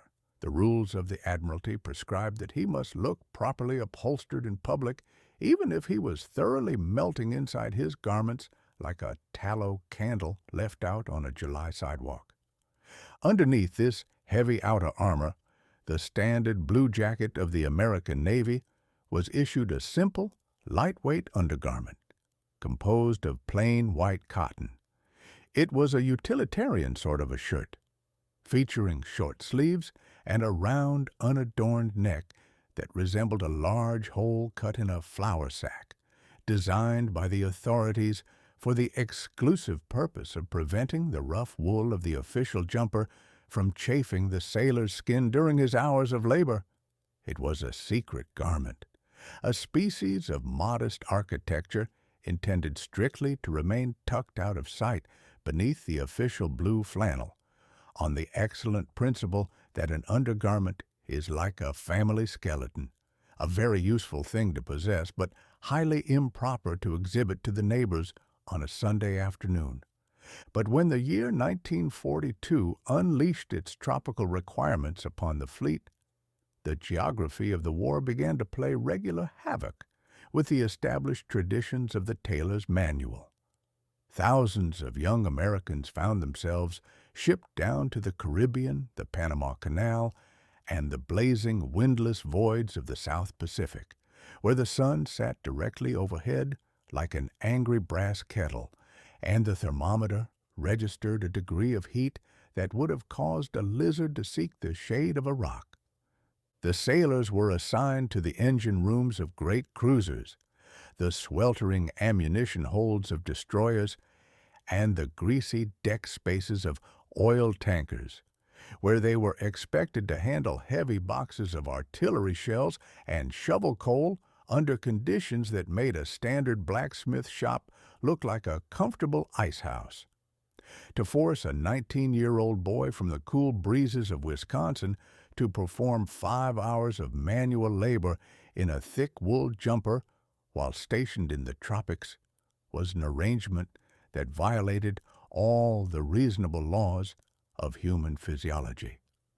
It was a system that produced an incredible amount of official perspiration, but very little efficiency with the monkey wrench.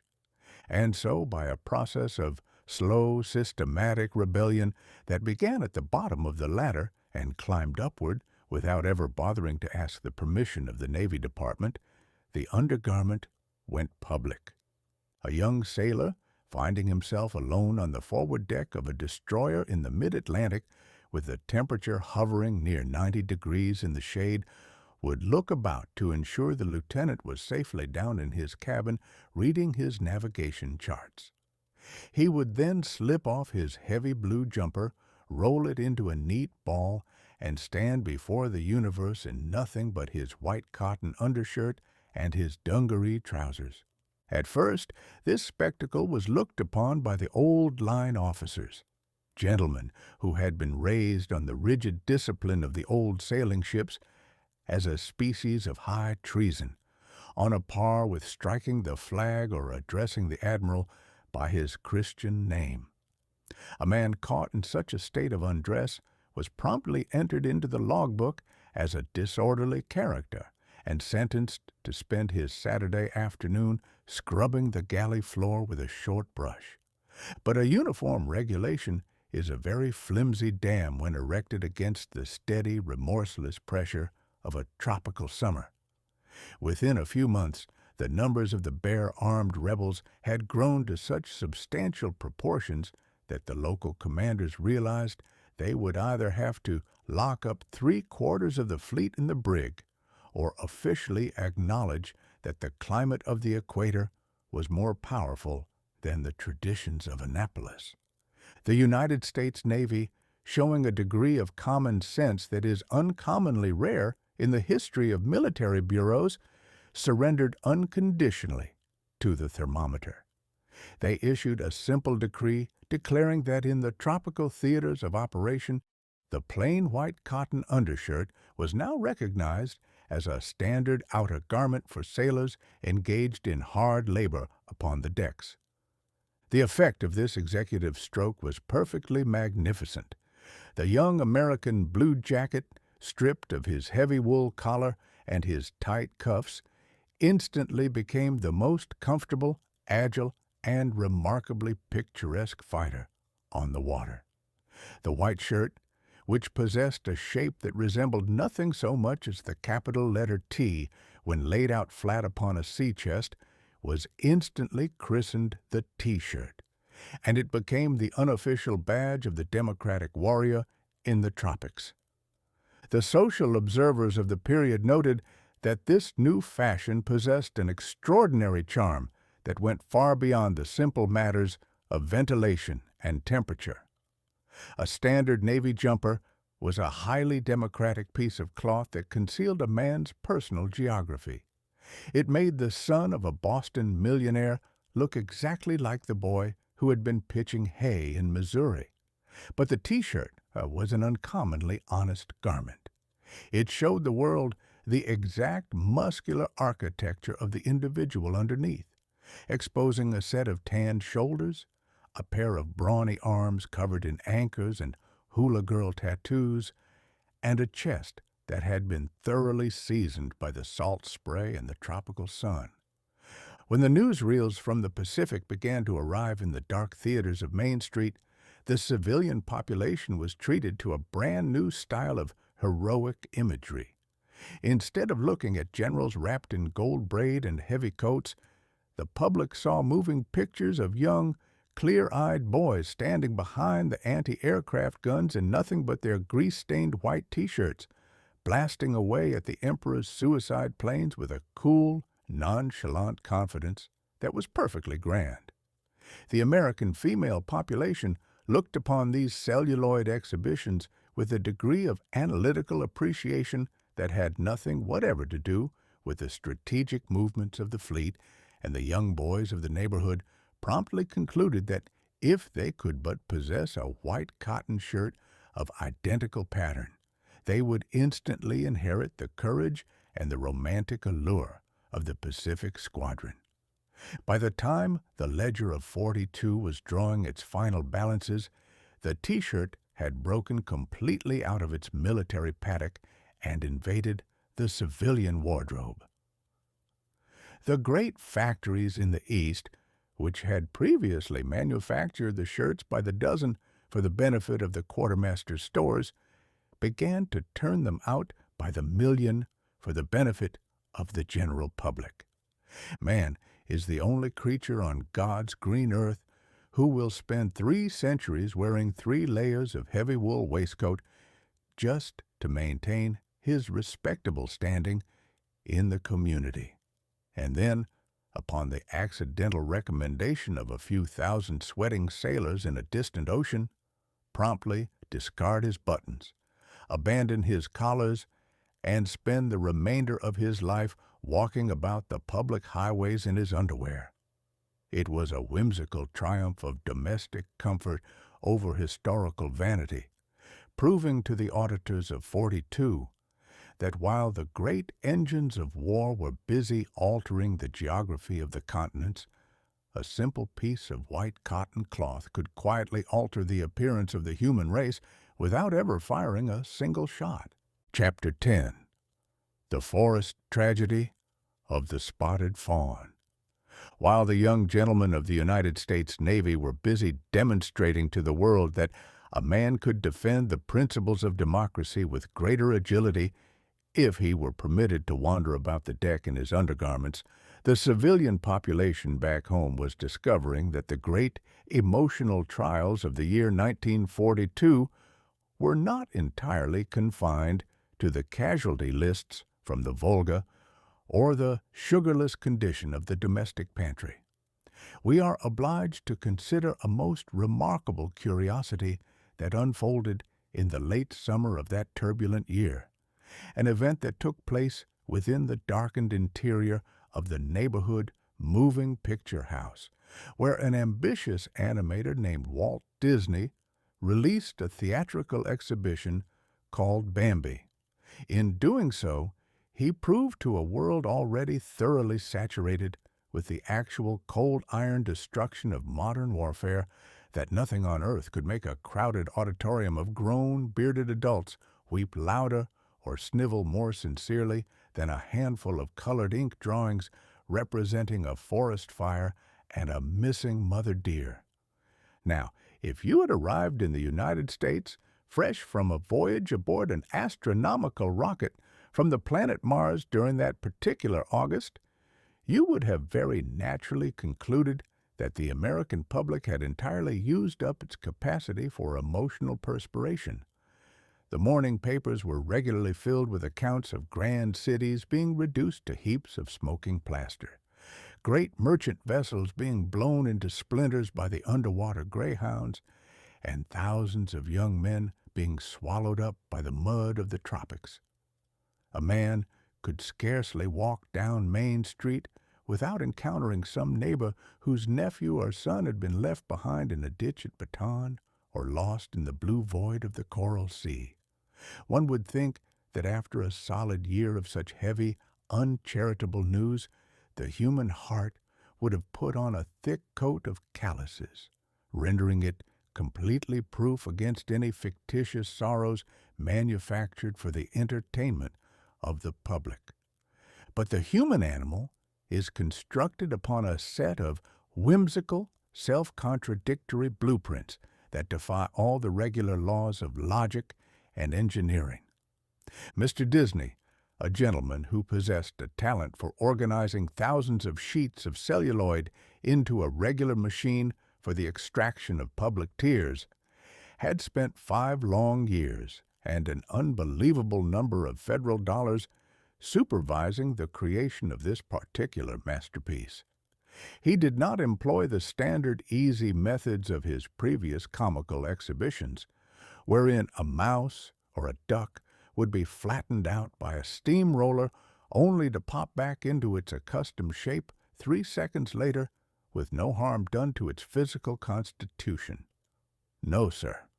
For this performance, Mr. Disney determined to treat the natural world with a degree of scientific fidelity and artistic reverence that had never been seen since the completion of the Sistine Chapel. He brought live deer from the mountains of Maine and kept them in pens at his studios in California, forcing his young artists to spend their mornings studying the exact anatomical behavior of a fawn's ears when it is startled by a blue jay, and the precise mechanical angle of a rabbit's hind leg when it is executing a turn over a rotten log. The background painters spent months experimenting with different shades of green and gray oil paint, attempting to capture the exact manner in which the early morning mist hangs over a woodland pool, or the specific way the autumn sun filters through the pine needles to illuminate a patch of moss. It was a grand, industrious effort to create a world so thoroughly real and innocent that the audience would completely forget they were sitting in a smoky theater on a Tuesday evening and believe they had been turned into a collection of chipmunks. The story itself was of a simple, unadorned variety, tracing the biographical career of a young prince of the forest from the moment his legs were too wobbly to support his small spotted carcass to his final elevation as a grand stag with a magnificent arrangement of horns upon his brow. For the first half of the performance, The auditorium was filled with the pleasant rhythmic sounds of children giggling and grown-ups chuckling at the comical adventures of a skunk who fancied himself a flower and a young rabbit named Thumper who suffered from a severe lack of discipline regarding his vocal pronouncements. It was a beautiful, sun-drenched pastoral that lulled the public into a state of comfortable, unsuspecting serenity. Then came the moment that permanently fractured the emotional equilibrium of the Republic. The winter had arrived upon the painted landscape, and the young prince and his mother were seen scratching through the white snow in a desperate effort to locate a few stray blades of green grass to satisfy their domestic appetites. Just as they discovered a miserable little patch of green, the mother deer stopped, pricked up her ears, and sniffed the cold wind with an expression of intense, paralyzing dread. The orchestra, which had previously been busy providing a collection of light, whimsical melodies, instantly shifted its gears, unleashing a low, ominous rumble from the bassoons and the kettle drums that was uncommonly hard upon the human nervous system. There was no visible enemy on the screen. There were no grand tanks or roaring flying machines or columns of goose-stepping infantrymen.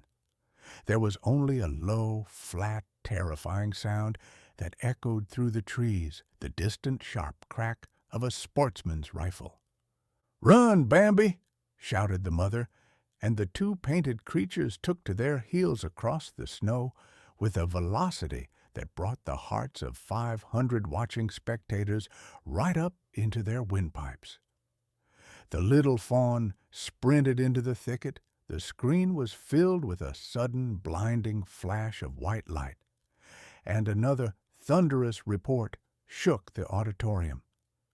The boy deer reached the safety of the deep woods, turned about with his small nose covered in frost, and called out into the empty clearing, "Mother, Mother, where are you?"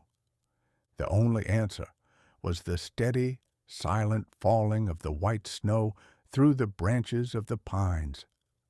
The mother deer did not reappear. She had been thoroughly converted into venison for the table of some invisible hunter, and her little son was left entirely alone in the world without so much as a winter blanket or a word of parental advice. The effect of this executive stroke of tragedy upon the American public was perfectly magnificent. In theaters from Portland, Maine to Portland, Oregon, the regular clinking of the popcorn bags ceased entirely, replaced by a sound that resembled the low, rhythmic sighing of the wind through a graveyard. Grown men, fellows who had spent their mornings handling heavy steam shovels in the shipyards or auditing the complicated tax accounts of large corporations, found themselves suddenly reaching into their back pockets for their linen handkerchiefs, clearing their throats with immense artificial vigor, and pretending that a stray particle of coal smoke from the theater's furnace had unexpectedly got into their eyes. The female portion of the audience abandoned all attempts at domestic dignity, weeping openly into their collars, while the children set up a howl of genuine, heartbroken lamentation that could be heard clear across the street at the barber shop. It was an extraordinary demonstration of the peculiar properties of the human imagination. The very citizens who could read a cold statistical column in the evening paper about 5,000 soldiers being eliminated in a battle near the Don River without losing their appetite for their supper would turn right around and spend half their weekly wages to sit in a dark room and experience a genuine fit of hysterics over a drop of black ink and a sheet of painted celluloid representing a missing fawn. The social critics of the period wrote long, heavy essays attempting to explain this curiosity, arguing that the public had become so thoroughly weary of the massive, uncomprehending scale of the global conflict that they required a small, neat, understandable tragedy, upon which to expend their accumulated storage of grief. A man cannot easily weep for an entire army or a continent that is coming apart at the seams. The object is too large for the mechanism of his eyes. But he can weep with magnificent sincerity for a solitary little rabbit who has bumped his nose against a cold stone, or a spotted deer left alone in a snowstorm. Mr. Disney had succeeded in constructing an anvil that broke the hearts of the very people who were currently manufacturing the steel wire and the heavy artillery to break the power of the dictators. It was a whimsical, tearful chapter in the domestic ledger of 42, proving to the strategic planners that man is the only creature on God's green earth who will spend his morning inventing a miraculous stick-it tape to hold his world together, his afternoon calculating how to split an invisible particle to blow it apart, and his evening sitting in a dark theater weeping over a cartoon deer. Chapter 11. The Gin Joint in the Desert.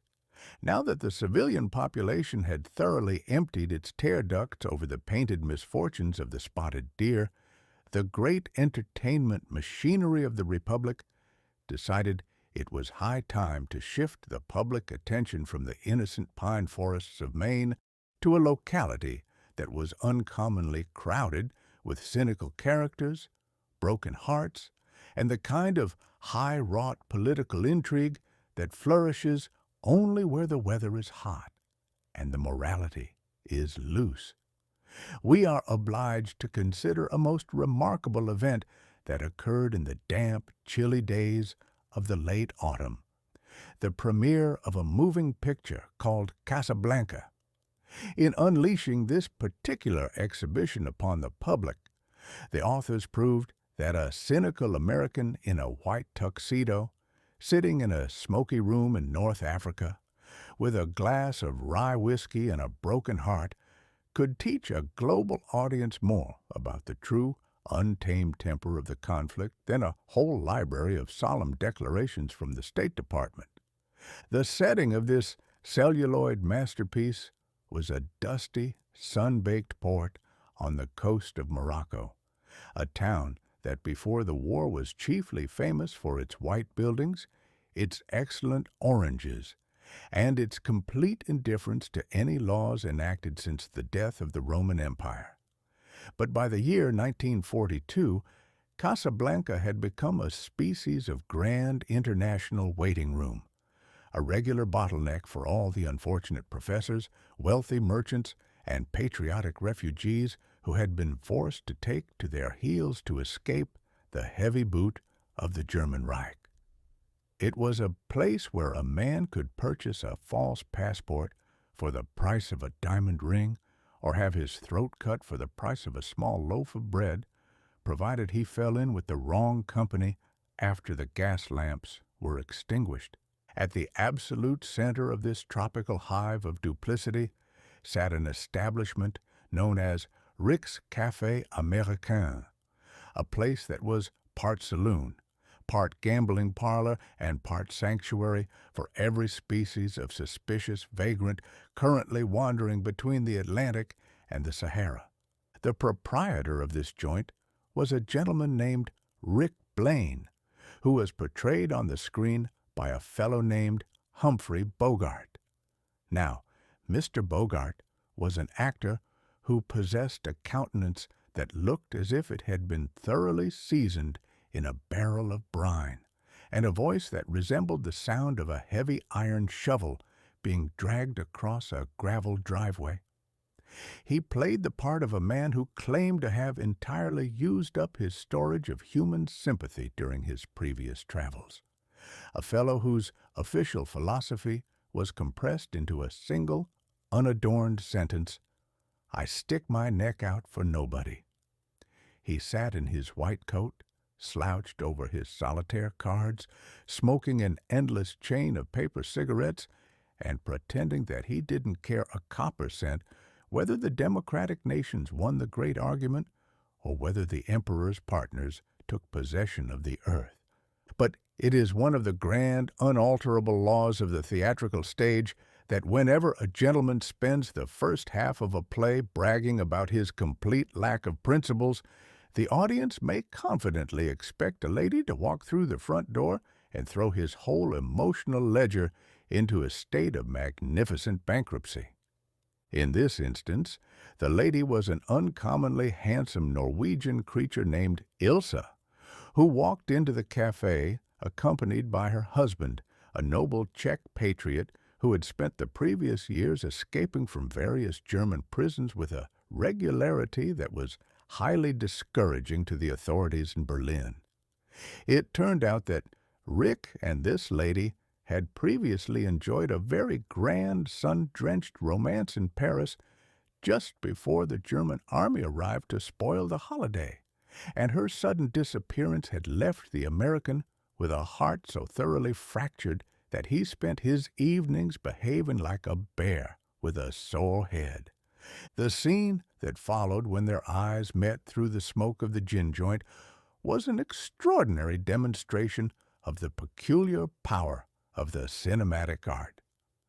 Rick looked up from his glass, his jaw set like a granite monument in a Missouri graveyard, and uttered a phrase that instantly entered into the common speech of the Republic. Of all the gin joints in all the towns in all the world, she walks into mine. Now, if a man of a cold mathematical turn of mind were to analyze the strategic situation in North Africa at that precise moment, he would have pointed out that the fate of civilization was currently being decided by thousands of tanks out in the Egyptian desert and whole navies of iron ships out in the Atlantic. He would have argued that the personal grievances of a saloon keeper and a married lady from Oslo were of no more consequence to the history of the world than the buzzing of two flies on a hot window pane.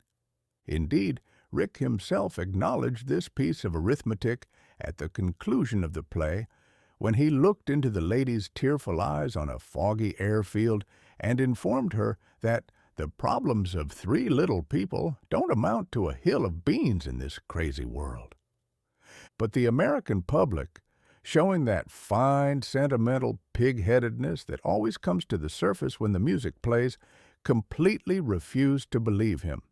They didn't want to look at reports from the production committees or statistics from the shipyards.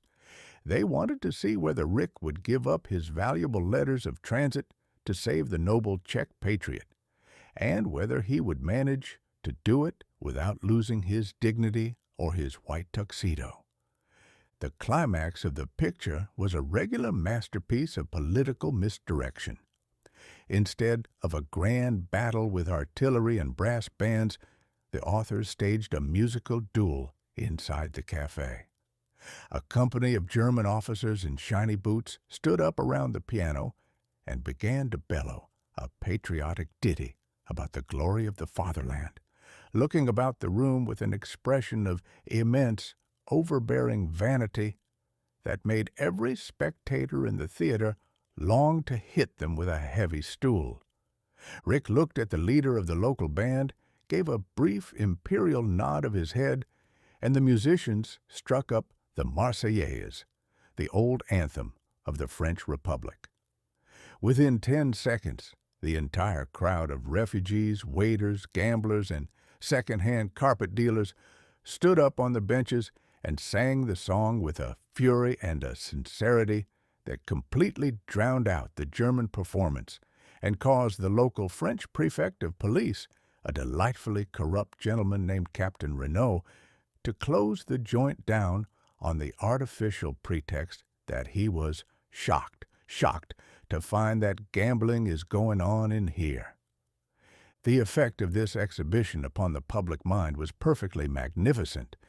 It came out at the exact moment when Uncle Sam's real flesh-and-blood soldiers were landing in the surf on the actual beaches of North Africa, a coincidence that made the audience feel as if the moving picture had been filmed by the light of the actual star shells.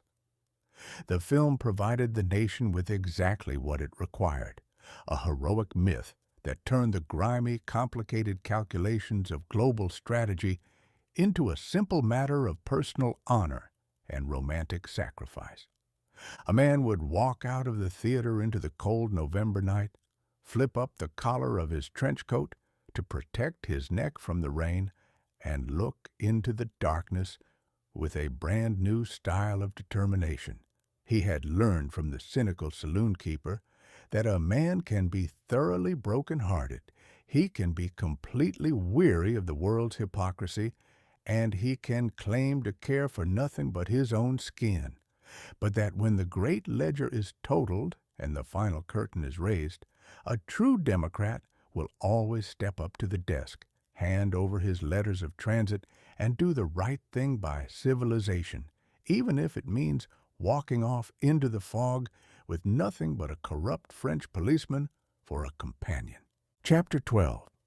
The Miraculous Ribbon of the Ammunition Box. Now that we have successfully navigated the smoky interior of the Moroccan saloon and observed how a gentleman with a fractured heart can settle the problems of the world while wearing a remarkably clean white dinner coat, we are obliged to turn our attention to an invention of so humble, unpretentious, and thoroughly sticky a nature that it did not even require the assistance of a romantic lady or a corrupt French prefect to achieve immortality. We are going to consider an affair that took place in the quiet chemical laboratories of the state of New Jersey, an event that did not involve the splitting of an invisible particle or the grand maneuvers of an iron armada, but provided humanity with a gray, sticky substance destined to repair everything from a fractured airplane wing to a leaking kitchen pipe, and which permanently altered the domestic repair habits of the human race for the next century. To understand the full magnitude of this particular curiosity, a man must first reflect upon the ancient and notoriously fragile condition of all human manufactures. Since the days when Noah built the ark out of gopher wood and covered it within and without with pitch, the most persistent problem facing the industrious householder has not been the creation of new things, but the exceedingly difficult business of keeping the old ones from falling into separate pieces before the mortgage is paid off. If a man purchased a fine new wheelbarrow, the handle was certain to split the very first time he loaded it with heavy river stones. If he invested his savings in a respectable tin coffee pot, the spout would inevitably develop a leaky disposition just as the water began to boil. And if he went to the expense of buying a modern automobile, the fenders would commence a rhythmic rattling within a fortnight that would drive a deaf mule to distraction. In the early months of 1942, this universal tendency toward disintegration became a matter of intense, regular anxiety for the authorities who were responsible for shipping millions of boxes of ammunition to the fighting fronts. The standard method of packing these dangerous packages involved sealing the boxes with common paper tape and dipping the whole business in wax to keep out the dampness. It was a beautiful system on paper, but when the boxes were subjected to the rough, uncharitable handling of the merchant sailors on the North Atlantic or the sweating soldiers in the tropical jungles, the paper would tear, the wax would crack, and the water would get inside the boxes, turning the expensive gunpowder into a useless, soggy paste that would not have injured the feelings of a timid rabbit. Seeing this state of affairs, an industrious lady named Vesta Stout, who spent her days working in a munitions factory in Illinois and who possessed 2 sons currently serving in the Navy, decided that the problem could not be solved by any amount of official paperwork or military eloquence. She sat down at her kitchen table and wrote a letter directly to the President of the United States, a communication that must have caused the high clerks in Washington to rub their eyes with astonishment, as it did not contain a single paragraph of legal jargon or political apology. She suggested that what the Army required was a brand new style of sealing tape, a tape constructed upon a robust foundation of strong cotton cloth, waterproof plastic, and a layer of rubber glue so thoroughly stubborn that it would stick to an object until the very end of the world, regardless of the rain, the mud, or the bad temper of the weather. The President, showing that occasional flash of practical sense that sometimes visits even the highest offices of a republic, forwarded the lady's letter to the War Production Board, who promptly turned the problem over to the researchers at the Johnson & Johnson Corporation. These analytical gentlemen went to work with their test tubes and their mixing kettles, combining cloth, rubber, and waterproof plastic to create a material that the world had never seen since the completion of the first week of creation. They took a long strip of ordinary cotton duck, which is the tough, unyielding cloth normally used to manufacture sails for pilot boats and tents for the infantry, and laminated it to a thin sheet of waterproof polyethylene plastic. Beneath this double armor, they spread a thick, gray layer of adhesive compound that possessed a capacity for greed that was perfectly magnificent. It did not merely stick to a surface, it clutched it with the desperate, everlasting embrace of a small boy holding on to his grandmother's apron string in a crowded circus. The government immediately christened the invention duct tape, partly because it was constructed upon a foundation of cotton duck cloth, and partly because the water would roll off its gray back with the identical nonchalance of a rain squall sliding off the feathers of a respectable mallard. It was manufactured in long, heavy rolls, packed into the ammunition boxes by the thousand, and shipped out to the theaters of operation with the expectation that it would be used strictly for the purpose of sealing boxes and keeping the gunpowder dry. But the authorities had entirely failed to calculate the fertile, unconstitutional ingenuity of the American soldier. The moment a young private from Missouri or Ohio got his hands upon a roll of this gray, sticky substance, he realized that the official regulations regarding its use were a mere collection of literary suggestions that could be disregarded with a clear conscience.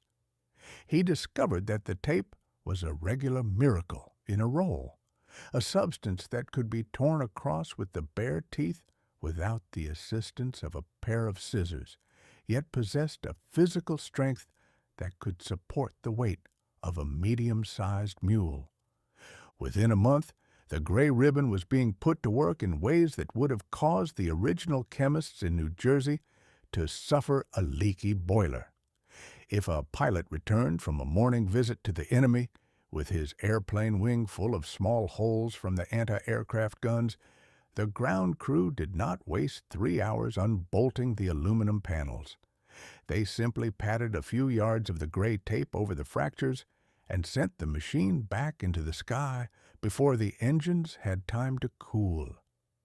If an infantryman broke the wooden butt of his rifle during a wrestling match in the jungle, he wrapped it tightly with 3 layers of the Miraculous Ribbon and found it to be stronger than the original walnut. If a medical orderly discovered a leak in his rubber blood plasma tube, he cured the difficulty with a 2-inch strip of the gray adhesive. And if a Jeep driver lost the oil cap to his engine, he manufactured a brand new one out of a piece of cardboard and a turn of the tape that lasted until the vehicle was thoroughly worn out and sold for scrap metal. The soldiers loved the substance with a devotion that bordered on the fanatical, christening it duct tape because they used it to repair the ventilation pipes in their barracks, and carrying a roll of it hung from their belts right alongside their canteens and their ammunition pouches. It became the great universal cement of the democratic armies, the gray thread that held the entire material fabric of the war effort together when the heavy concussions of the artillery attempted to shake it to pieces.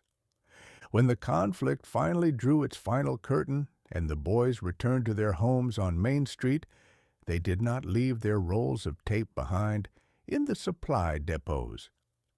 They brought them home in their canvas bags, and within a year, the gray ribbon had completely invaded the domestic life of the nation. Man is the only creature on God's green earth who will spend his morning inventing a miraculous sticky tape to hold his world together, his afternoon calculating how to split an invisible particle to blow it apart, and his evening sitting in a dark theater weeping over a cartoon deer. The roll of gray tape became a permanent fixture in every kitchen drawer and workshop in the Republic, providing every husband with a ready answer to any domestic catastrophe that might threaten the stability of his furniture or the peace of his household.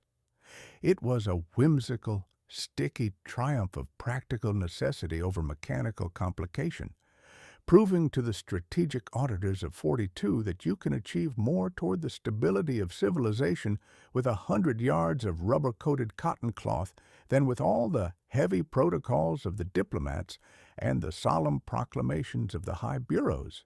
Chapter 13. The Dislodging of the Desert Fox.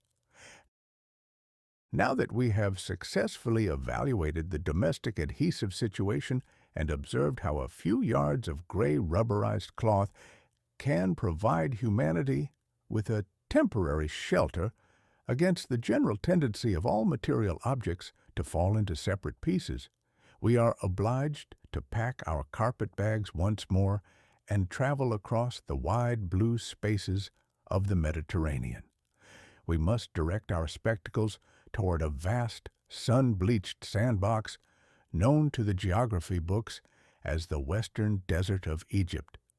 Here we shall consider an affair of a highly dusty, thunderous, and mathematical nature, an event wherein a methodical British general with an uncommonly sharp nose and a fondness for strict discipline undertook the formidable task of dislodging a celebrated German romantic actor who had spent the previous 2 years performing miracles with a collection of tanks and a severe shortage of fuel oil. The gentleman who had been doing the performing was Field Marshal Erwin Rommel, a character whom the newspapers of the world had affectionately christened the Desert Fox. Now, Mr. Rommel was a military practitioner who possessed a talent for unexpected geographical choreography that would have done credit to a premier nimblefoot at a Paris opera. He had spent the previous seasons moving his small German-Italian army across the sands of North Africa with a velocity that defied all the established rules of the textbook. He would disappear into a dust storm on a Tuesday morning, turn up 50 miles behind the British lines on a Wednesday afternoon, capture a whole warehouse of their finest tinned beef and Scotch whiskey by Thursday night, and leave his opponents scratching their heads in the sand, thoroughly convinced that they were dealing with a magician who could materialize iron vehicles right out of the empty air. By the summer of 1942, this theatrical fox had driven his tanks all the way to a lonely railway station called El Alamein, situated just 60 miles west of the Grand Delta of the Nile. The high authorities in Cairo were in such a regular perspiration of anxiety that the smoke from the burning diplomatic papers in their office chimneys was reported to have obscured the midday sun. The British Empire was down to its last ditch, and if that ditch were breached, Mr. Rommel would be able to walk into the Grand Hotel in Alexandria, order himself a cold lemonade, and take possession of the Suez Canal, thereby cutting the spine of the British communication system right in two like a carrot. But it is one of the grand properties of human events that when a romantic performer has run his luck until it is thoroughly thin, the universe will inevitably step forward and replace the audience with a committee of cold-blooded accountants.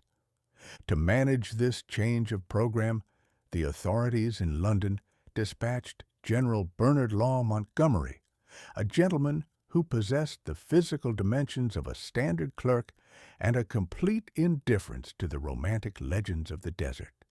Monty, as the public came to call him, was a man who did not believe in magic, surprises, or sudden evening excursions across the landscape. He looked upon a battle not as a theater for individual genius, but as a vast industrial engineering project, an enterprise that could be settled with absolute certainty, provided a man collected a sufficient weight of heavy artillery, stacked up enough boxes of ammunition, and ensured that every private soldier had a clean pair of socks and a thorough understanding of his particular instructions. When Montgomery arrived in the desert, he found his army holed up in a neat little neck of land between the blue Mediterranean Sea on the north and a monstrous, impassable sea of quicksand called the Katara Depression on the south. It was a beautiful piece of geography for a man of his particular temperament. It meant that Mr. Rommel could no longer execute his famous circus turns around the side of the house, because there was no around left for him to use.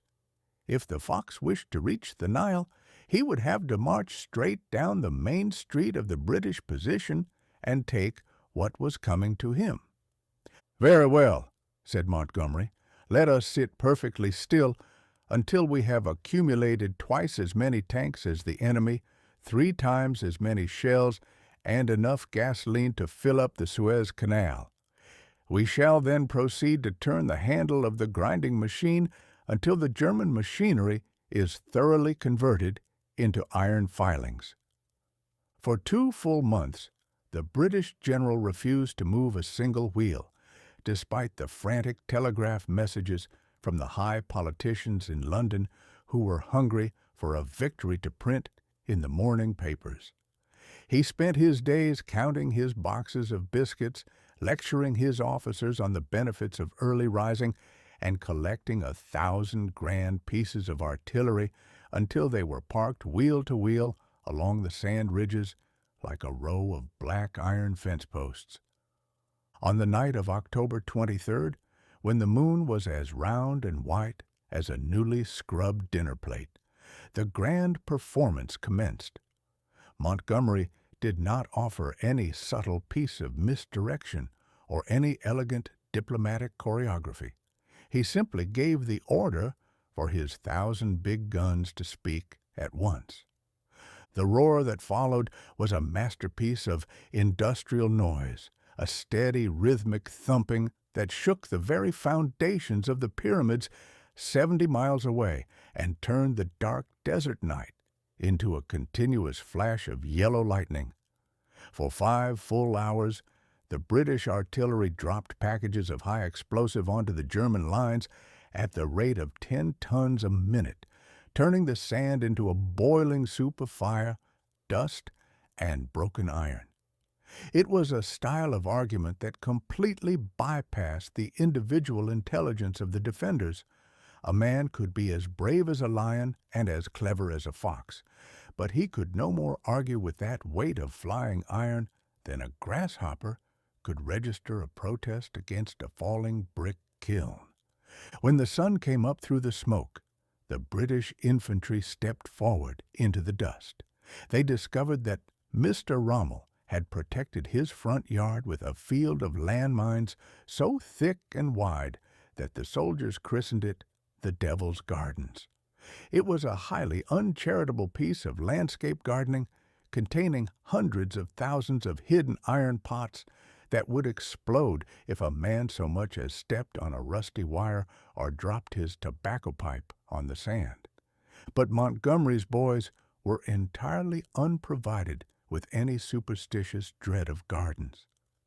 The pioneers cleared the paths by the old-fashioned method of crawling on their bellies through the dirt, prodding the sand with their long bayonets at every step until they felt the hard scrape of iron, and then unbolting the fuses with their bare fingers while the machine gun bullets whistled through their hair like a gale of wind through a barn loft. For 12 long days, the wrestling match continued in the dust, a slow, remorseless, mathematical grinding that consumed the youth and the machinery of both empires. Mr. Rommel, who had been away in a German hospital nursing a leaky liver when the business began, rushed back to the desert only to find that his famous tactical magic was completely useless against the sheer weight of the British arithmetic. Every time he attempted to launch a clever counterattack with his remaining tanks, he discovered that Montgomery had already placed 300 anti-tank guns across the path, backed up by a swarm of flying machines that dropped bombs onto his fuel trucks until the desert was littered with the burning carcasses of his transport wagons. By the morning of November 4th, the ledger was totaled. The Desert Fox looked at his books and discovered that he was down to his last 20 tanks and his final bucket of gasoline. He had run out of territory, he had run out of supplies, and he had run out of breath. He turned his rudders about and commenced a grand 2,000-mile retreat toward the west, leaving his Italian partners behind in the sand to surrender by the brigade because they had no water to drink and no shoes left to walk in. It was a victory that caused the church bells in London to ring out for the first time in 3 solid years of disaster. The old, romantic style of cavalry warfare, where a gentleman could win an empire with a handful of brave companions and a sudden dash across the plains, had been thoroughly dislodged by the industrial mathematics of the modern age. General Montgomery had proved to the strategic auditors of 42 that while a fox is an uncommonly clever animal for an afternoon excursion, he must eventually bow his head to a methodical clerk who has taken the trouble to provide himself with a heavier hammer and a complete refusal to leave his desk until the bookkeeping is finished. Chapter 14. The Uninvited Arrival in the Surf. While General Montgomery was busy applying his heavy British arithmetic to the dust of Egypt and chasing the celebrated desert fox across the wilderness like a hound after a red rabbit, Uncle Sam was quietly preparing a brand new style of hospitality on the opposite side of the continent. We are obliged to consider an affair that occurred in the damp hours of an autumn morning, an event known to the historical bookkeepers as Operation Torch. In launching this grand maritime excursion, the authorities in Washington managed to bring a formidable army of American farm boys into the surf along the shores of French North Africa, catching the local French authorities so thoroughly turned around that they didn't know whether they should fire a volley of military resistance or open a bottle of their finest wine for their uninvited guests. To understand the peculiar light opera comedy of this performance, a man must first reflect upon the uncommonly tangled state of French politics in the year 1942, when the German Reich had flattened the French Republic 2 years previously. A collection of white-haired old generals had established a temporary government in a sleepy little spa town called Vichy, where they spent their afternoons drinking the medicinal waters and signing any pieces of paper that the German authorities placed before their noses.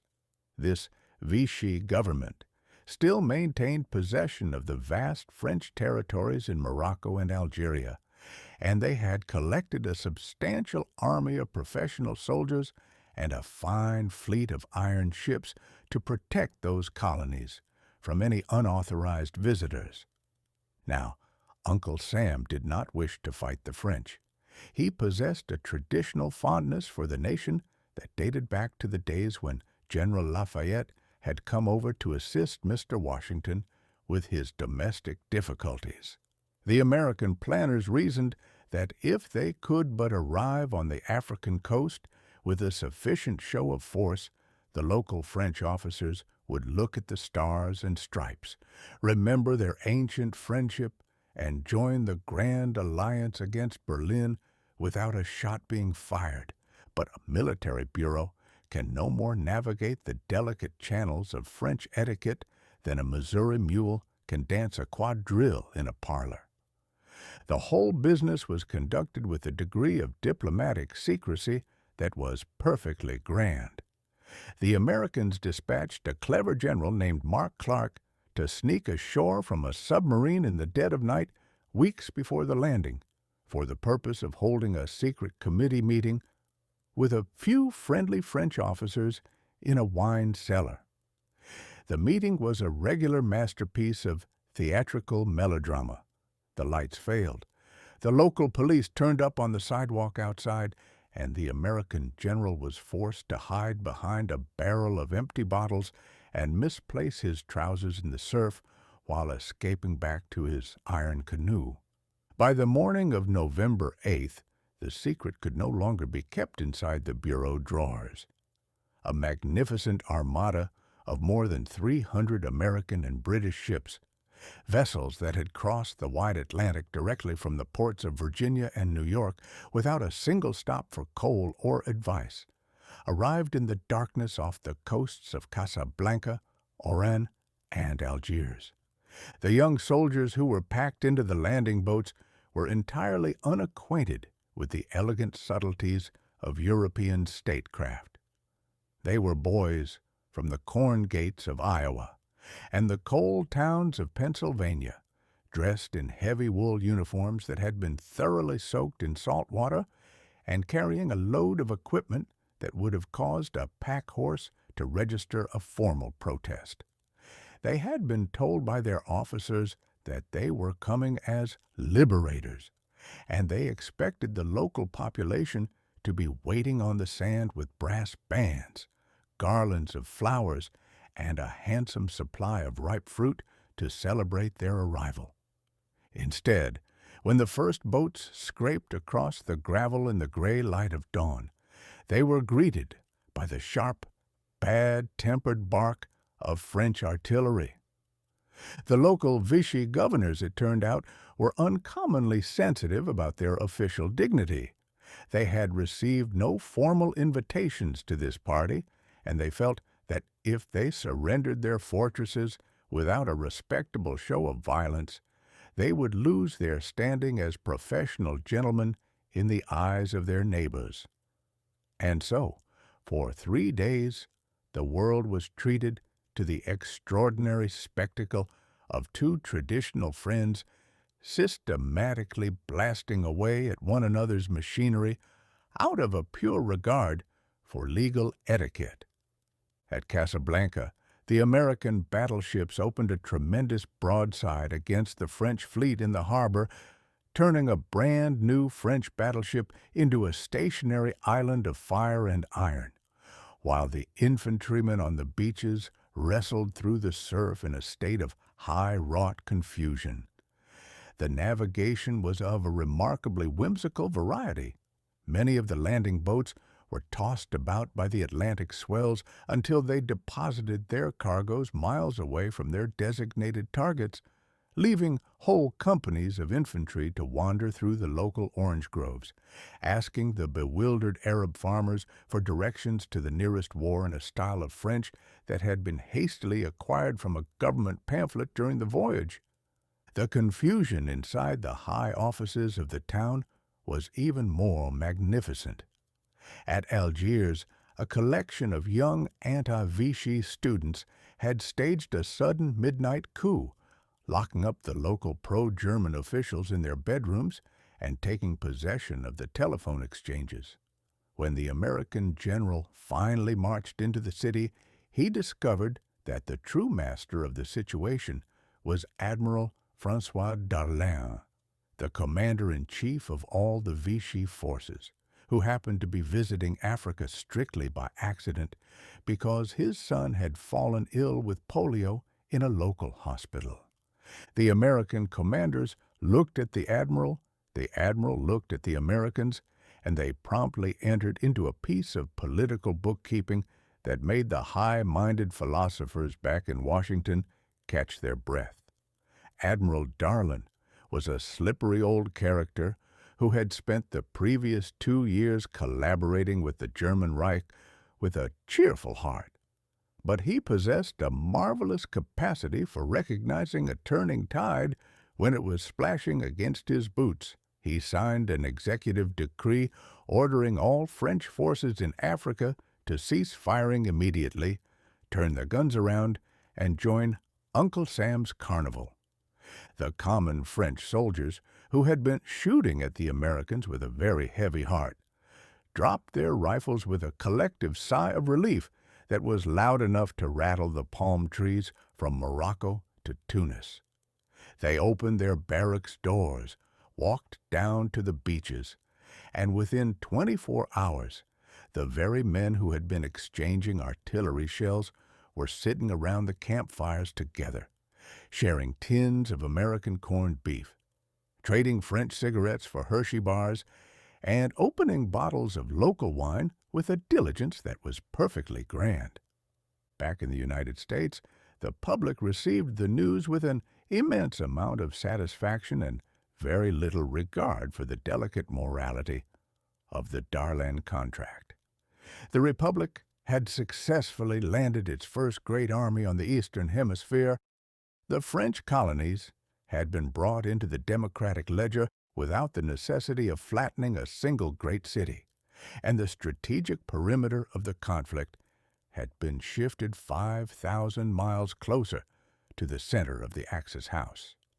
It was an uninvited arrival that transformed the whole character of the global chess game, proving to the strategic planners that while Uncle Sam's diplomatic choreography might be full of awkward stumbles and lost trousers, his practical ability to deliver 300 ships to a foreign beach in the dark is an argument that can settle a political discussion in the span of a single weekend. Chapter 15. The Secret Squash Court in Chicago.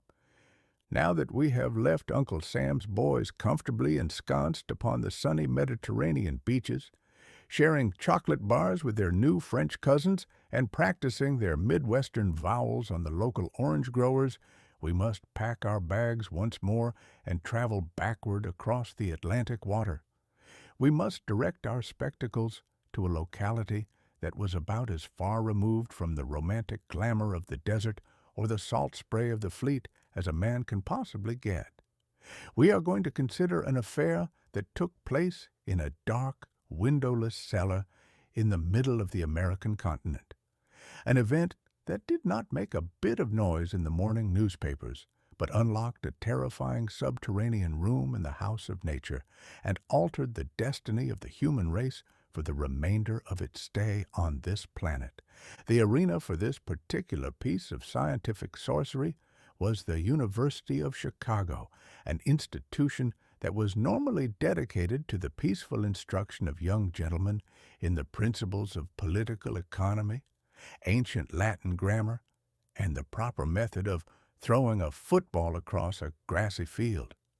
But during the damp, gray days of November, the athletic activities under the west stands of Stagg Field, the university's grand concrete stadium, underwent a transformation that was uncommonly hard upon the established traditions of the athletic department.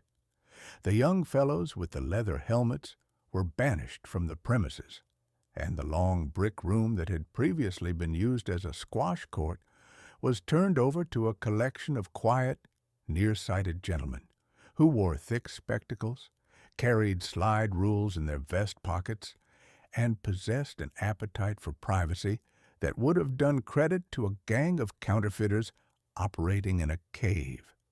The grand director of this business was an Italian emigrant named Enrico Fermi, a philosopher who possessed a countenance of immense, serene composure and a knowledge of the invisible architecture of the universe that was perfectly beautiful to behold.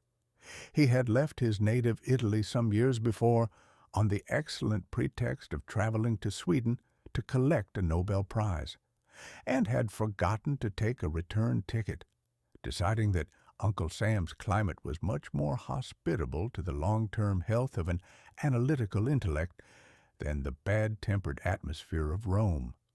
Mr. Fermi and his committee of international wizards had looked at the ledger of the world and come to a conclusion that was enough to make a standard citizen's hair stand straight up on his head.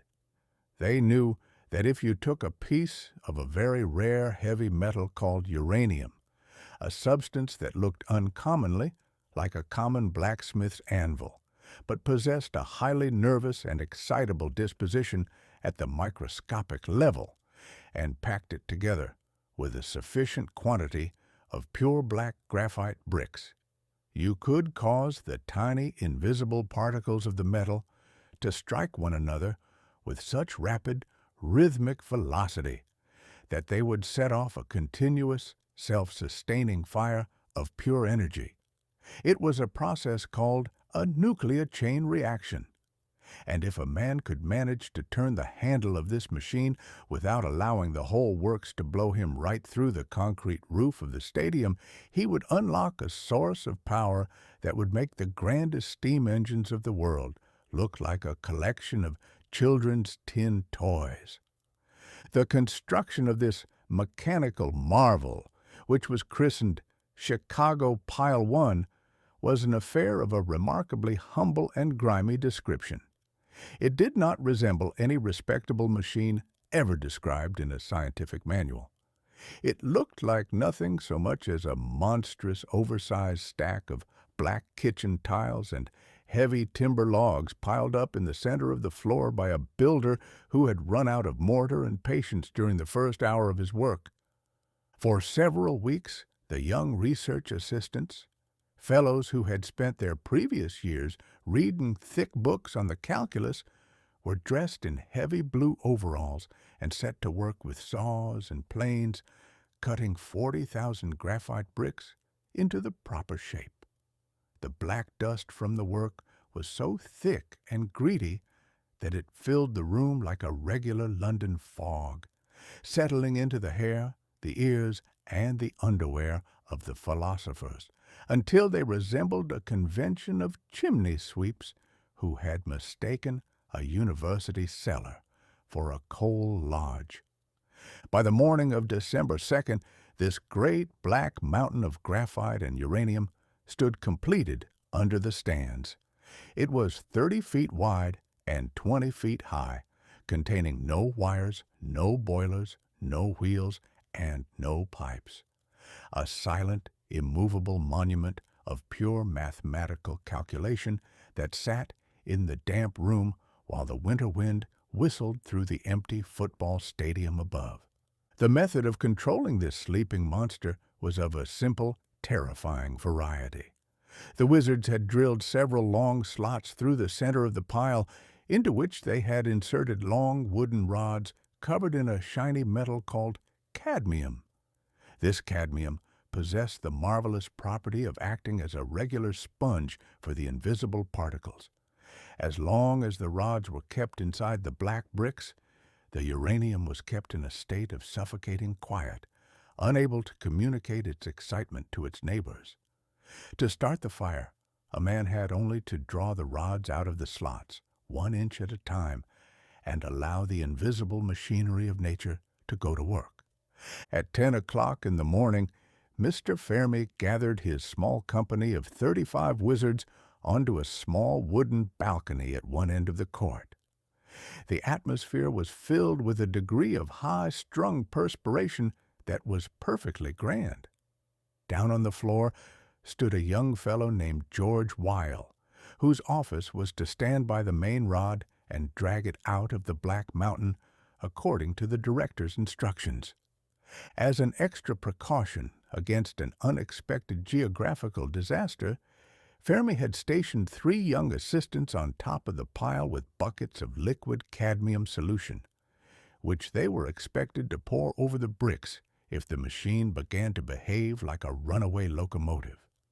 At the far end of the room stood another gentleman carrying a sharp hatchet, who was assigned to a rope that held a heavy emergency control rod suspended above the pile. If the other systems failed, His instruction was to chop the cord and let the iron rod drop into the bowels of the machine like a regular guillotine. It was an arrangement that showed a magnificent respect for the laws of probability, on a par with keeping a fire engine parked inside a parlor while a man is lighting a Christmas tree. "All right, George," said Fermi. "Let us draw the rod out to the first mark." Mr. Weil pulled the wood out a few feet. The automatic pens on the recording charts, machines designed to register the invisible activity of the particles, commenced a rhythmic clicking sound that resembled the ticking of a large clock in an empty kitchen. Click, click, click. The line on the paper lifted slightly, like the temperature chart of a patient suffering from a mild touch of the ague, and then settled down into a comfortable straight path. For several hours, the performance continued with the systematic, deliberate slowness of a legal trial over a boundary fence. Fermi would look through his thick spectacles, slide his little brass rule back and forth through his fingers, execute a few private calculations on the back of an old envelope, and give the order for another inch of wood to be removed. Each time, the little pens would click a little faster, and the line on the paper would climb a little higher into the air before finding its balance and resting. By 2 o'clock in the afternoon, the wind outside had grown uncommonly cold, and the fingers of the philosophers were thoroughly blue with the frost. Fermi looked at his instruments, adjusted his rule one final time, and looked down at the young fellow on the floor. "Pull it out another foot, George," he said. "This will do it." The rod was moved. The little recording pens did not merely click this time. They broke into a frantic, continuous shriek that sounded like a flock of furious crows inside a barn. The line on the paper ceased to balance. It turned its face toward the ceiling and began to climb straight up with a velocity that caused the watching wizards to hold their breath until their waistcoats were uncomfortably tight. The machinery of the atom had broken its chains.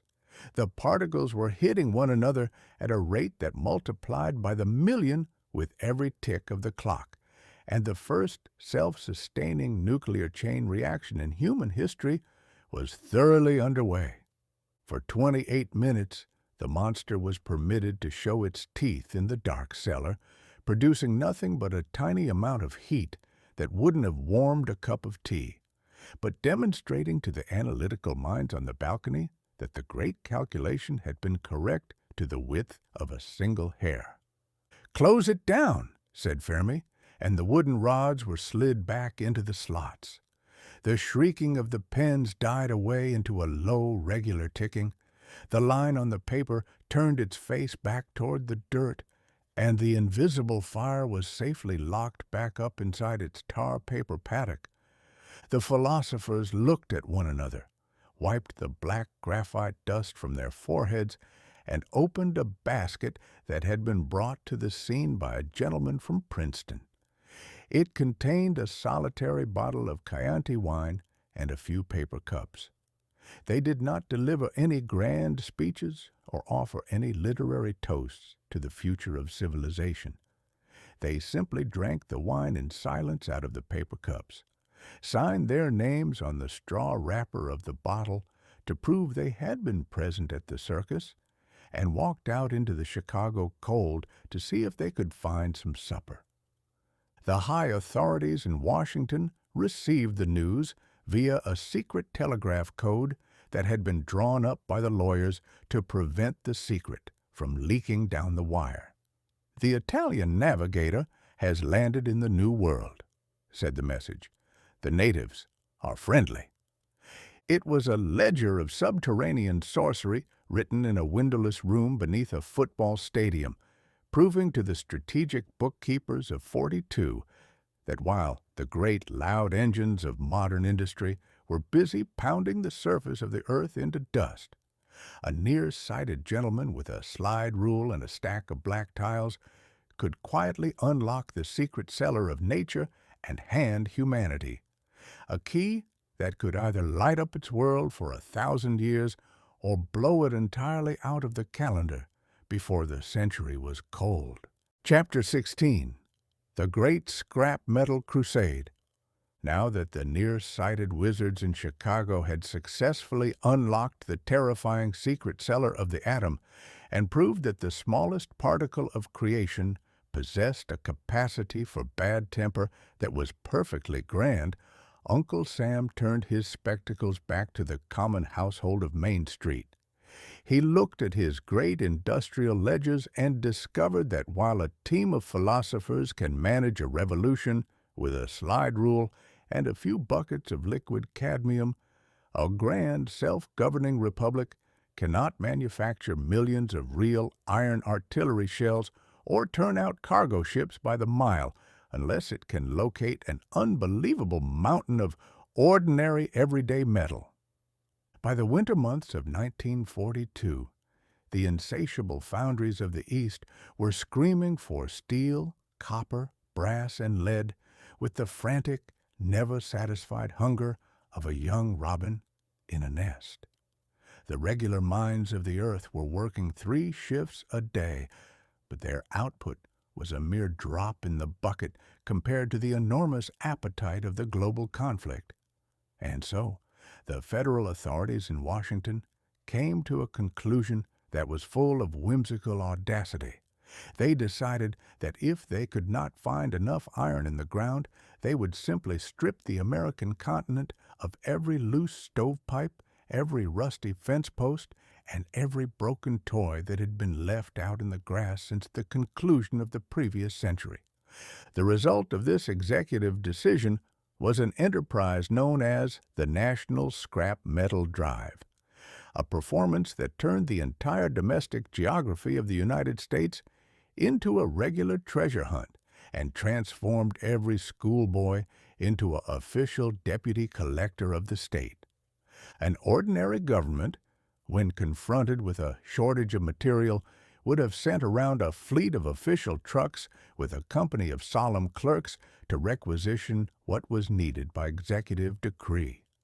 But Uncle Sam understood that the finest way to move a mountain of iron is not to employ the law, but to turn the whole business into a grand competitive circus with prizes for the winners and a considerable amount of public noise in the evening papers. The local newspaper editors were appointed as the grand marshals of the crusade, and they wasted no time in putting the machinery into gear. Posters appeared on the bank doors and the courthouse pillars, informing the public that a single old flat iron from the laundry was sufficient to manufacture 3 bayonets, that a discarded garden rake could be converted into a dozen machine gun bullets, and that if a family could but locate a broken iron bedstead in their attic, they would be providing Uncle Sam with enough steel to armor the cabin of a fighter plane. The scene that followed when this sermon reached the ears of the population was an extraordinary demonstration of the peculiar, unmanaged energy of the Republic. The youth of the neighborhood, boys who had previously spent their Saturdays playing baseball in the alleys or dodging their chores around the yard, were organized into bands called the Scrap Scouts. They were provided with old wooden coasters, dilapidated wheelbarrows, and erratic farm wagons, and they descended upon the towns and the countryside like a flock of industrious crows upon a fresh cornfield. They did not confine their attention to the standard, respectable heaps of rubbish. They developed an instinct for hidden iron that would have done credit to a professional water witch with a hazel switch. They crawled under the floorboards of old barns, poked through the weeds along the railway tracks, and explored the deep, mysterious waters of the local creeks with long ropes and triple-headed grappling hooks. If an elderly farmer had spent the previous 20 years comfortably intending to repair a broken horse-drawn mowing machine that sat out behind the pig pen, he would wake up on a Saturday morning to find a dozen red-faced schoolboys systematically unbolting the wheels, hoisting the chassis onto an old wagon, and informing him with magnificent patriotic impudence that his machine was urgently required by the Navy Department to assist with the sinking of a Japanese cruiser. The domestic life of the average household underwent a severe and uncommonly bare transformation. Thrifty housewives were caught up in a regular delirium of cleaning, clearing out their cellars of objects that had been preserved for generations out of a pure regard for family tradition. Old iron wash boilers that had belonged to grandmother, cracked iron kettles that leaked if they were filled past the middle, and ancient coal stoves that had been replaced by modern gas ranges 20 years before were dragged out into the sunshine and deposited upon the front lawn. The iron fences that had protected the local lawn since the days of the Civil War, grand ornamental barriers featuring cast iron acorns and majestic spikes, were unbolted by the local blacksmiths and added to the heap, proving that a citizen could tolerate his neighbor's chickens. Walking through his flower beds, provided the iron was being used to build a tank for General Patton.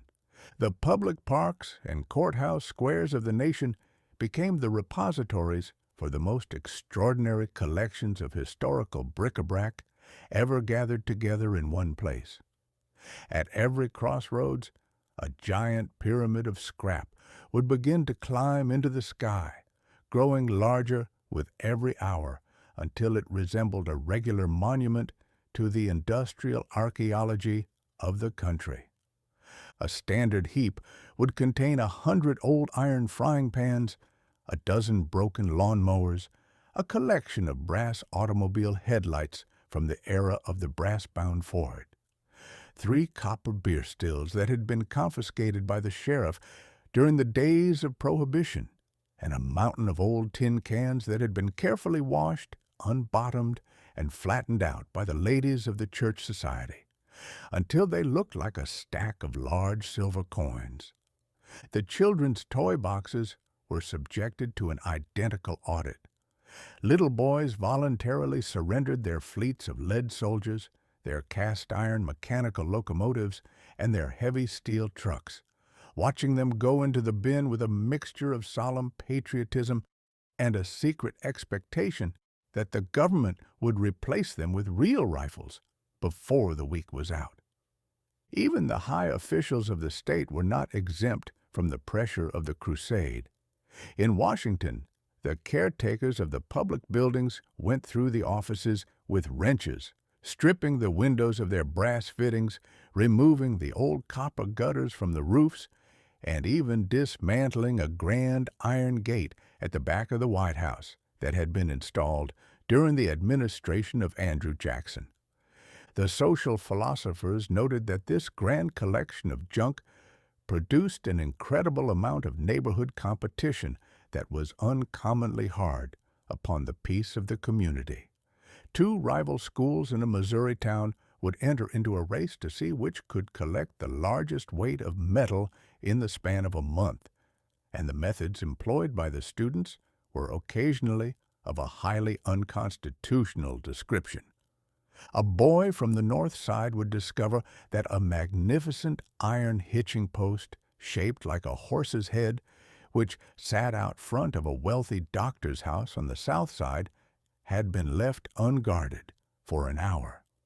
Before the sun went down, that horse's head would be securely added to the north side pile, while the doctor was left to tie his mare to a willow branch and look for his property in the columns of the evening paper. Yet despite all the small disagreements and the erratic geography of the collection, the results of the Great Scrap Crusade were perfectly magnificent. By the time the Ledger of 42 was drawing its final balances, more than 5 million tons of high-grade iron and steel had been pulled out of the cellars and the weeds of the Republic and delivered to the foundries.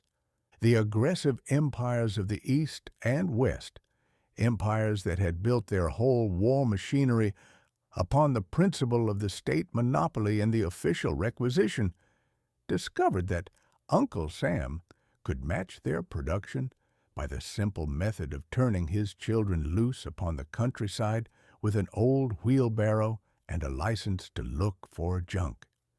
It was a victory won by the common householders and the schoolboys of the land, proving to the strategic bookkeepers that everything can be converted into ammunition if the state is sufficiently determined, and that a grand democracy can find its finest weapons not in the secret armories of the king, but in the old iron pots and the broken rakes that have been forgotten under the cellar stairs. Chapter 17.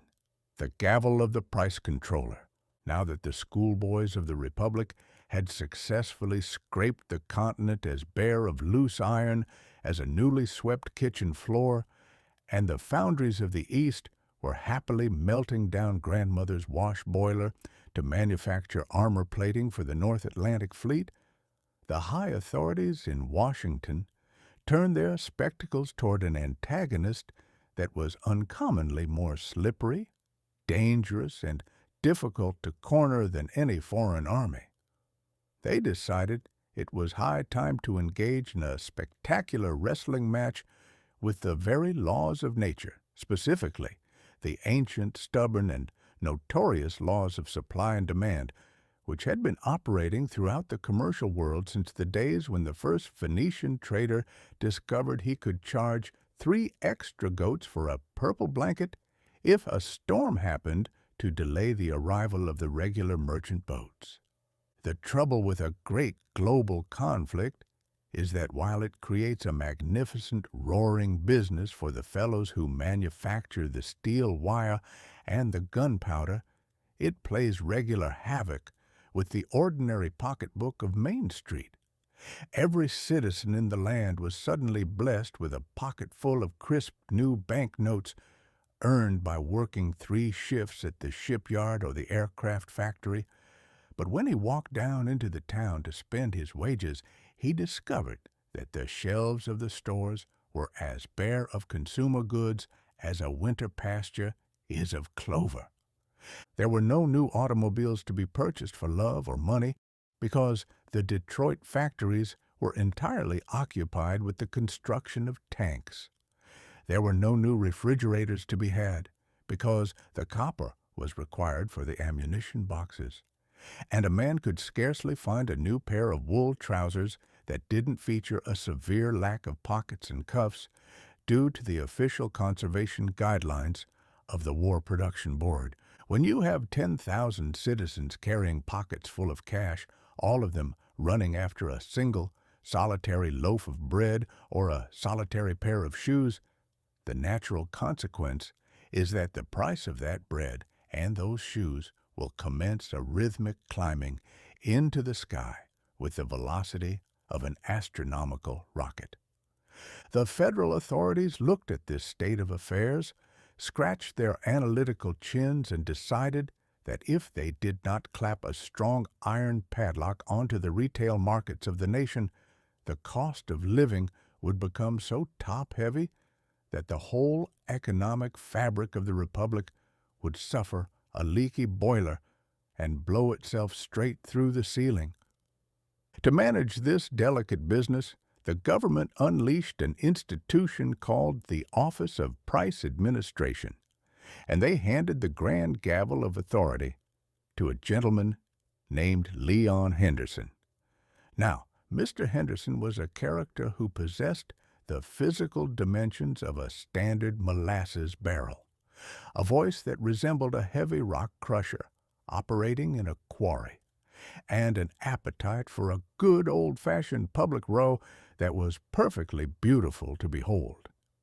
He sat in his office in Washington, surrounded by a mountain of statistics, smoking a large cigar that appeared to be permanently attached to his lower lip, and issuing a series of executive decrees that turned every retail shopkeeper in the land into an unpaid bookkeeper for the state. The principal weapon invented by these solemn clerks was a document known as the General Maximum Price Regulation, a title so uncommonly long and unadorned that the storekeepers promptly compressed it into the single word General Max. The logic of this decree was of a magnificent, sweeping description. It simply ordered that from the morning of May 18th, 1942, no retail merchant in the United States could charge a higher price for any article of food, clothing, or domestic utility than the highest price he had charged for that identical item during the previous month of March.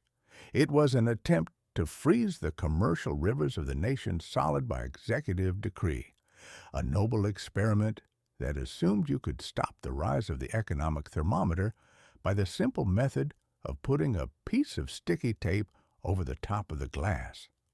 The scene that followed on Main Street when General Max took command of the counter was an extraordinary demonstration of the peculiar properties of the bureaucratic imagination.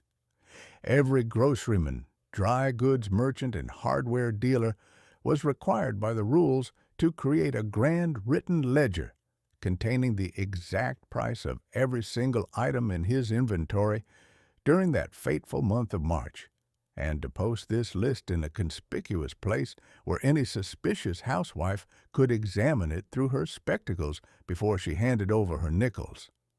A standard country storekeeper who had previously spent his 40 years managing his business by the simple rule of thumb and keeping his accounts on the back of an old wrapping paper bag, suddenly found himself buried beneath a landslide of official literature.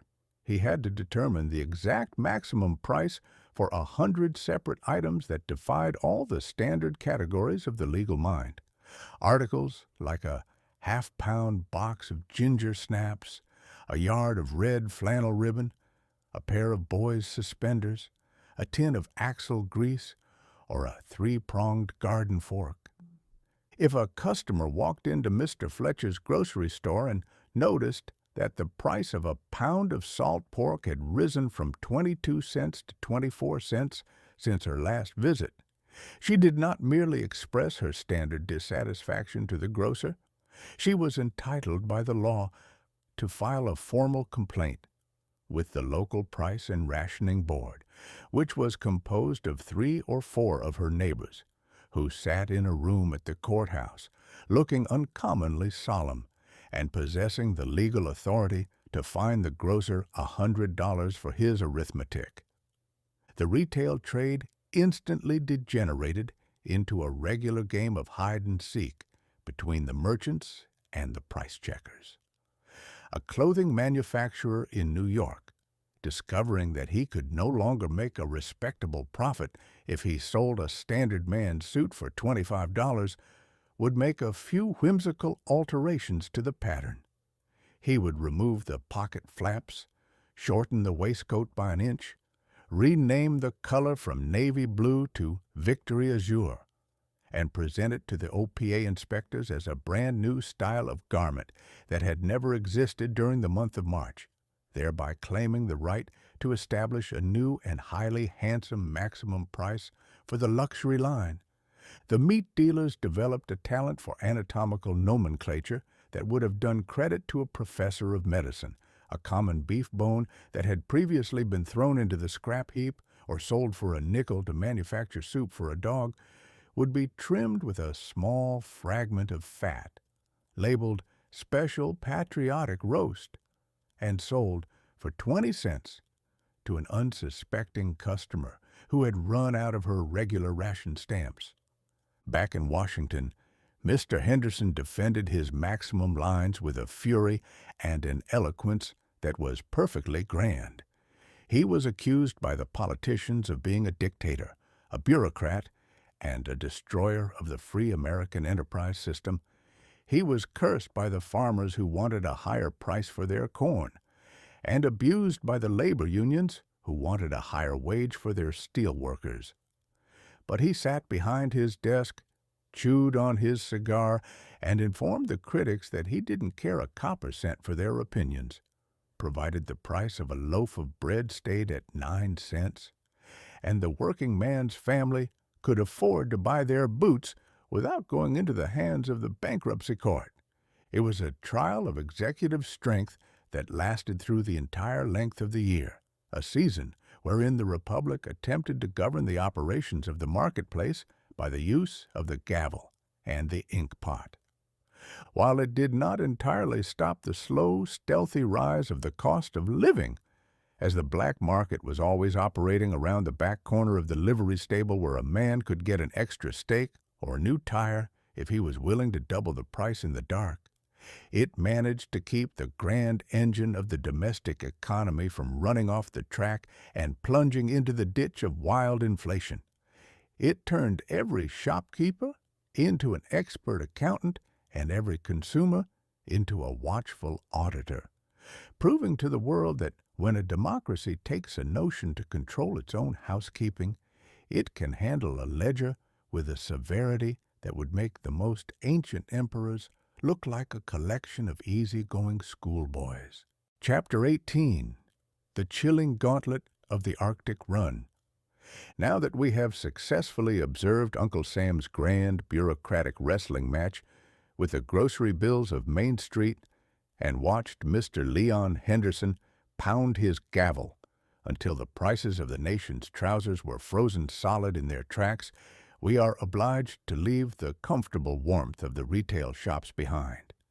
We must bundle ourselves into the thickest wool coats available, pull our caps down until our ears are entirely out of sight, and travel up to the top of the world.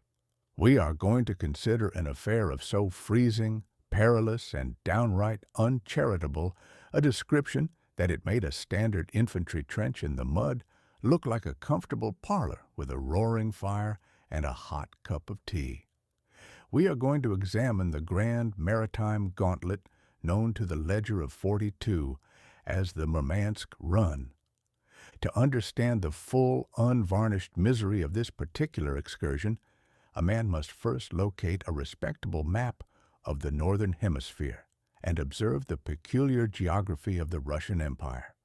When the German Reich had pushed its armies deep into the belly of the Soviet Union, the standard, easy avenues for shipping supplies to the defenders were thoroughly cut off. Uncle Sam and John Bull looked at their ledgers and discovered that if they wished to deliver thousands of high-grade tanks, fleets of fighter planes, and mountains of tinned beef to their partners on the Eastern Front, they had to take the longest, coldest, and most roundabout route ever devised by the perversity of maritime navigation. The destination was Murmansk, a lonely, ice-free port situated on the edge of the Barents Sea, deep within the Arctic Circle. To get there, a fleet of ordinary merchant cargo vessels had to steam past the craggy coast of Scotland, navigate the vast gray emptiness of the Norwegian Sea, and crawl around the top of the North Cape before sliding down into the freezing mists of the Soviet North. It was a distance of more than 2,000 miles through waters that had been thoroughly neglected by the Creator during the busy part of the first week, and it was patrolled by a collection of German submarines, surface cruisers, and land-based bombers that lived in the fjords of Norway strictly for the purpose of turning the Allied merchant fleet into underwater scrap metal. The crews who volunteered for this northern holiday were not standard military heroes wrapped in gold braid and neat uniforms. They were the merchant mariners, ordinary rough-handed bluejackets who had spent their previous lives delivering coal to Boston or sugar to New Orleans, dressed in oil-stained sweaters, sheepskin jackets, and thick boots that made them look like a convention of lumberjacks who had accidentally wandered onto a ship. They were packed into the holds of slow, wallowing liberty ships that moved through the water with the rhythmic velocity of a lazy farm wagon on a muddy road, carrying cargoes that would have made an insurance agent suffer a sudden fit of apoplexy. A single standard ship would be packed to the hatch covers with 10,000 tons of high-explosive artillery shells, aviation gasoline, and pure TNT, meaning that if a single German bullet happened to penetrate the iron hull, the vessel would not merely sink, it would simply cease to exist as a material object in the span of a single heartbeat. The entertainment began the very moment the convoys cleared the mists of Iceland and entered the true Arctic waters. The first antagonist they encountered was not the German Navy, but the weather itself. The northern gales would descend from the polar ice pack with a fury that was perfectly grand, lifting waves as high as a 3-story brick building and tossing those heavy cargo ships about like a collection of chips in a washing tub. The temperature would drop so low that the salt spray would freeze the very instant it touched the ironwork, covering the decks, the masts, and the great cargo cranes in a thick white armor of solid ice. This was a matter of intense, regular anxiety for the sailors. If the ice was permitted to accumulate for 48 hours, the ship would become so top-heavy that a single large wave would cause it to turn turtle and plunge into the black water like a stone. And so, the crew spent their days engaged in a frantic, freezing circus performance, standing on the slippery decks in the middle of a gale, ducking the great green sheets of freezing salt water, and systematically pounding the ironwork with heavy wooden mallets and iron shovels to break the white crust away before the ship lost its balance. While the men were busy with their mallets, the human enemy would arrive to join the chorus. The German authorities had established a formidable nest of flying machines at the top of Norway, and the moment the convoys crawled within range, the sky would fill with twin-engined bombers that descended out of the gray clouds like a flock of furious iron crows. Because the Arctic summer possessed the peculiar whimsical habit of providing 24 hours of unbroken daylight, there was no night under which the ships could hide their embarrassment. For 6 or 7 days straight, the sun would circle around the horizon like a lazy gold coin, and the sailors would have to stand behind their small anti-aircraft guns without a single wink of sleep, blasting away at the bombers, while the bombs churned the ocean into a boiling soup of white foam and black mud. From the dark chambers beneath the waves, the German U-boats would simultaneously launch their torpedoes. A convoy would be steaming along in a state of grim, silent composure when suddenly a brilliant flash of red fire would illuminate the gray fog, followed by a roar that shook the teeth right out of a man's jaw. A Liberty ship would be cut clean in two, its cargo of gasoline turning the freezing water into a regular lake of dancing flames. To fall into the Barents Sea during such a commotion was an experience that settled a man's earthly accounts with incredible velocity. The water was so thoroughly chilled that a swimmer would lose the use of his fingers in 30 seconds, his wits in 2 minutes, and his life in 5, meaning that the rescue boats had to pluck the survivors out of the foam with the frantic haste of a cook pulling a hot chestnut out of the embers. The story of Convoy PQ-17, which sailed through these northern mists in the month of July, became a regular monument to the tragedy of the run. Due to a spectacular piece of navigational confusion in the high offices of the Admiralty in London, where the big directors mistakenly believed that a grand German battleship was about to descend upon the fleet, the order was telegraphed down the wire for the escorting warships to withdraw to the west, and for the helpless merchant cargo vessels to scatter and make their own way to Russia. It was an invitation to a slaughterhouse. Deprived of their protecting guns, the lonely Liberty ships were chased across the empty sea by the submarines and the bombers for a solid week, like a herd of fat cattle surrounded by a pack of wolves. Of the 35 ships that had proudly cleared the harbors of Iceland, only 11 managed to crawl into the docks of Murmansk, leaving 24 grand vessels and thousands of tons of precious machinery to settle into the black mud of the Arctic floor. Yet, despite the freezing spray, the bombs, and the terrible bookkeeping of the losses, the merchant mariners completely refused to drop their bundle. Convoy after convoy followed the track, sliding through the icebergs and the fog, and delivering millions of tons of steel wire, boots, and dried eggs to the docks of the Soviet North. When the ships finally taxied to a halt alongside the wooden piers of Murmansk, the Americans would step ashore into the bleak Russian sunshine, look at the ruined, bombed-out town, and immediately set to work unloading the cargo with the cool, nonchalant confidence that belongs only to the democratic working man. They had braved a gauntlet that made a standard infantry trench look like a comfortable parlor, proving to the strategic bookkeepers of 42 that the spirit of human enterprise can survive even when the thermometer is frozen solid, and that Uncle Sam's highway could be pushed straight through the top of the world, provided you have enough stubborn mariners, enough wooden mallets, and a complete refusal to admit that the polar ice has a right to bar the road. Chapter 19. The High-Water Mark Recedes. By the time the month of December had put on its white winter overcoat and the grand account books of the year of our Lord 1942 were preparing to receive their final columns of figures, a very curious and unprecedented stillness began to settle over the high maps of the global conflict.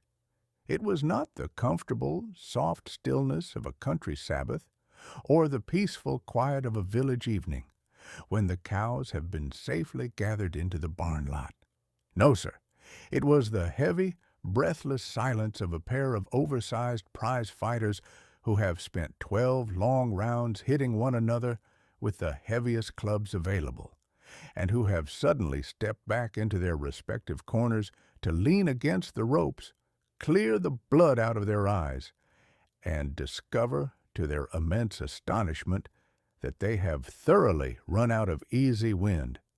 If a man had taken a large broom and swept his way through the high capital cities of the aggressive empires during that particular December, he would have found the atmosphere in those grand offices to be uncommonly sticky and discouraging. For 3 solid years, the directors of the Axis firm, the theatrical military practitioners in Berlin, the high imperial planners in Tokyo, and the minor partners in Rome, had been accustomed to opening their morning mail with the pleasant expectation of finding nothing but congratulations, titles to new real estate, and invoices for captured crockery. They had built their entire commercial enterprise upon the comfortable assumption that the democratic nations were a collection of soft, lazy, and short-sighted shopkeepers who would always prefer to surrender their umbrellas rather than risk a personal disagreement in the rain. But the ledger of 42 had thoroughly spoiled their holiday. The aggressive empires looked at their balances and noticed that for the first time since they had set their neighbors' houses on fire, they had completely run out of easy territory and were beginning to lose their breath.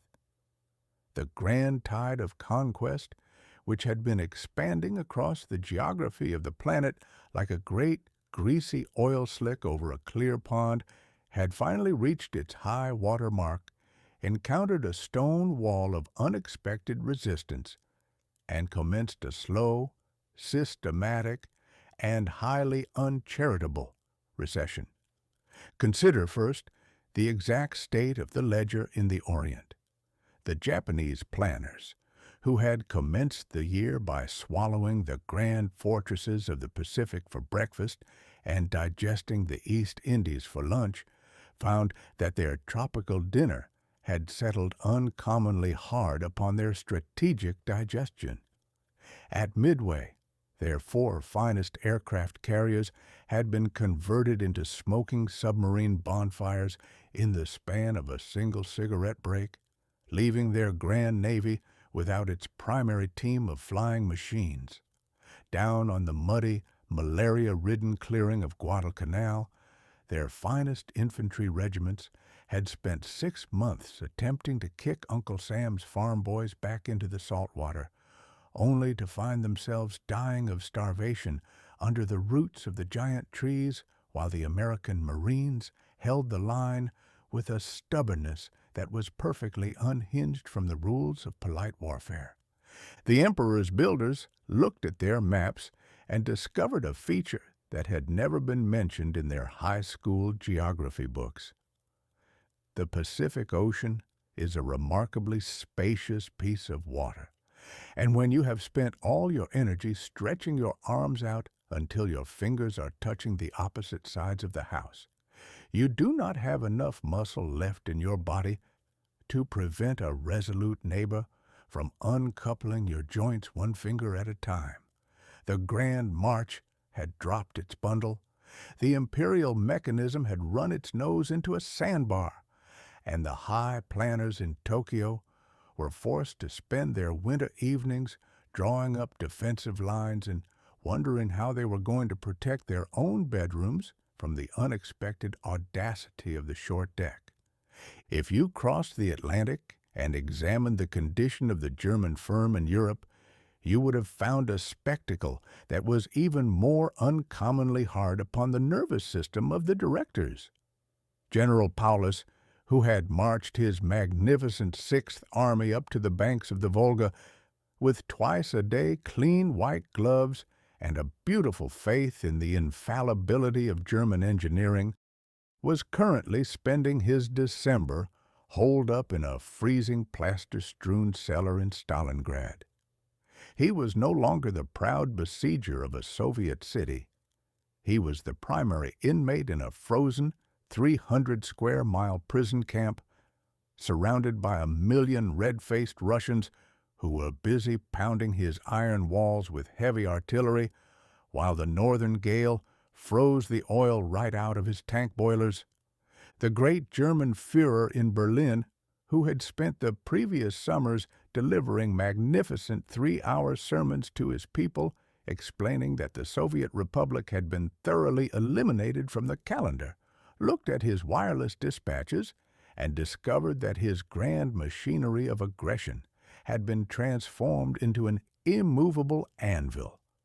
The romantic illusion of the blitzkrieg, the comfortable notion that a nation can win an empire by the simple method of driving its tanks through its neighbors' wheat fields for 6 weeks, had been completely ground to powder in the brick dust of the Volga. The German population was being instructed to surrender their winter overcoats and their copper kitchen pots to feed the foundries, proving to the common householder that when a republic gets its boots into the snow, the business of global conquest becomes an uncommonly expensive style of entertainment. Even out in the hot sandboxes of North Africa, the ledger was written entirely in the dark, uncharitable ink of retreat. The celebrated desert fox, Marshal Rommel, had discovered that his tactical magic was completely useless when brought face to face with the heavy British arithmetic of General Montgomery and the uninvited arrival of Uncle Sam's infantry in the surf of Morocco. The fox was currently engaged in a grand 2,000-mile race toward the west, looking over his shoulder at the clouds of dust raised by the British artillery and realizing that his romantic cavalry style had been thoroughly dislodged by the industrial mathematics of the modern age. It was a magnificent turning of the leaf. The aggressive empires looked at their books and realized that the era of easy burglary had come to an absolute conclusion. They had spent their mornings setting fires, their afternoons collecting the silver spoons from the parlor. And now, as the dark winter night of '42 settled upon the hills, they were beginning to realize that they would have to spend the remainder of their lives defending their own front porch from the very shopkeepers they had attempted to ruin. The grand tide had turned its face back toward the deep water, leaving the high-water marks of their ambition exposed upon the dry sand like a row of ancient seaweed, a visible proof to the strategic auditors of the world that the machinery of aggression can be made to lose its breath, provided you have enough steel wire, enough stubborn infantrymen, and a complete, pig-headed refusal to admit that you are beaten. Chapter 20. The Balance Sheet. We have reached that sober and contemplative hour when the great bookkeeper of time prepares to dip his pen into the inkpot of memory, draw a heavy double line across the bottom of the page, and figure up the grand multi-continental profit and loss statement for the most tumultuous 12 months that ever scrambled the calendar of the human race. When the year of our Lord 1942 first stepped onto the porch of history, it arrived with an appearance so thoroughly dark, uncharitable, and drenched in the soot of disaster that a man might have been pardoned for looking about for a convenient cellar window through which to escape the general wreckage of civilization. But now that the final curtain has been rung down and the gas lamps are being extinguished on this spectacular season of human events, we are obliged to sit down by the stove, adjust our spectacles, and perform a regular audit of the accounts. It was a year that began with a series of unbroken, catastrophic bankruptcies in the Orient and concluded with the magnificent, hard-wrought realization that the grand machinery of global aggression could be ground to a halt, provided you have enough steel wire, enough stubborn infantrymen, a sufficiency of gray rubberized tape, and a complete, pig-headed refusal to admit that you are beaten. Let us first examine the liabilities side of the ledger, which was kept with a degree of official severity that was uncommonly hard upon the self-respect of the democratic nations. The year inherited a massive debt of broken crockery from the previous December, and for the first 6 months, Uncle Sam and John Bull spent their mornings doing nothing but running backward through the briars, losing their hats, dropping their bundles, and sending frantic wireless messages to their respective capitals, explaining that their geographical position had become untenable. We watched General MacArthur execute a highly theatrical withdrawal from the rocks of the Philippines under the cover of a night so thick a man could not find his own nose, leaving his stubborn boys behind to subsist on a diet of old cavalry horses before being marched off to the prison camps.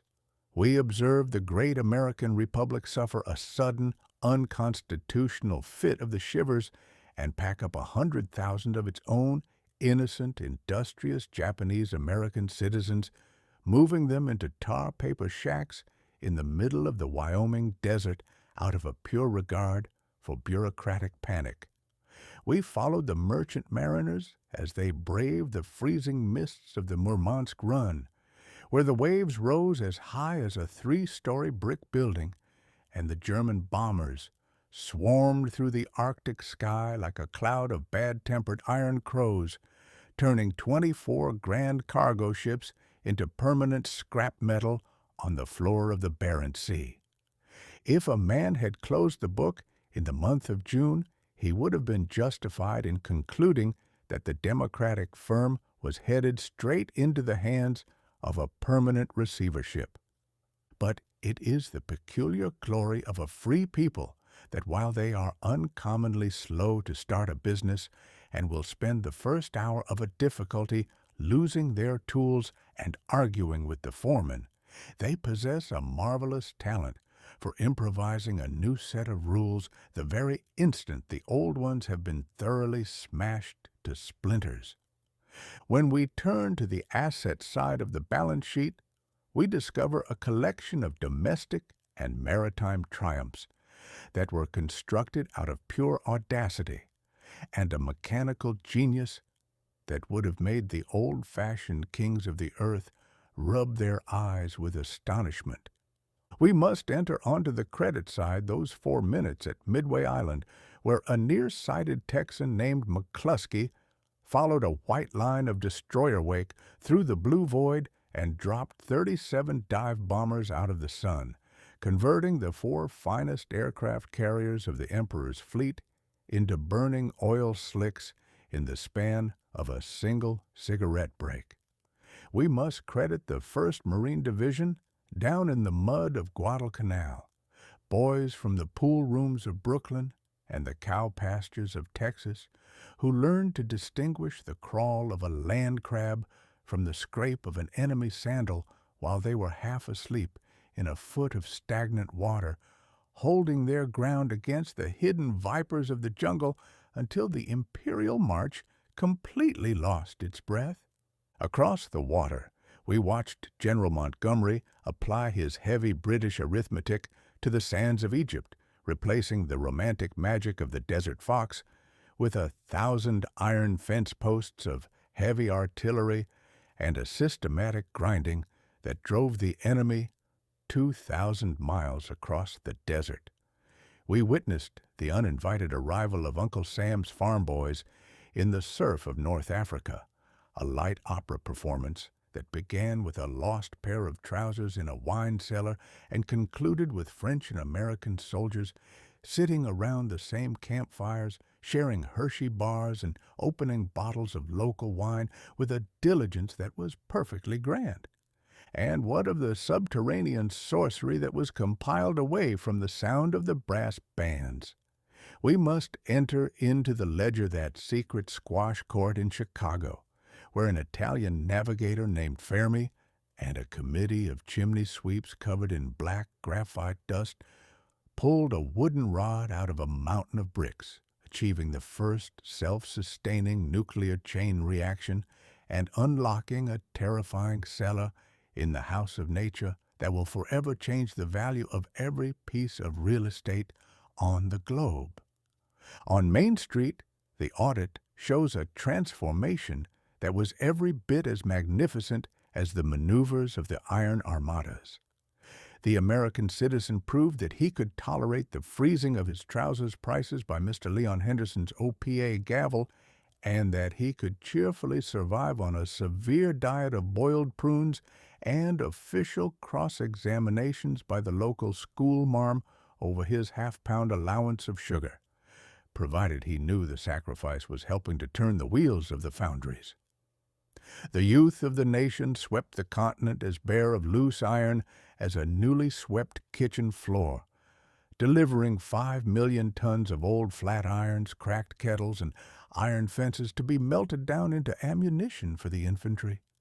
Even the wardrobe of the human race was revised as the white cotton undershirt broke out of its naval paddock in the tropical fleet and invented the T-shirt, permanently altering the appearance of the modern male for the next century out of a pure regard for ventilation and common sense. When we total up the columns and look at the final balance of 42, we discover a fundamental truth about the human animal that defies all the regular calculations of the philosophers. Man is the only creature on God's green earth who will spend his morning inventing a miraculous sticky tape to hold his world together, his afternoon calculating how to split an invisible particle to blow it apart, and his evening sitting in a dark theater weeping over a cartoon deer. He is a bundle of magnificent contradictions, a being who can misplace his finest principles in a moment of panic, and then turn right around and defend a muddy ditch in the tropics or a freezing cellar on the Volga with a ferocious, unbreakable stubbornness that shakes the very stars in their courses.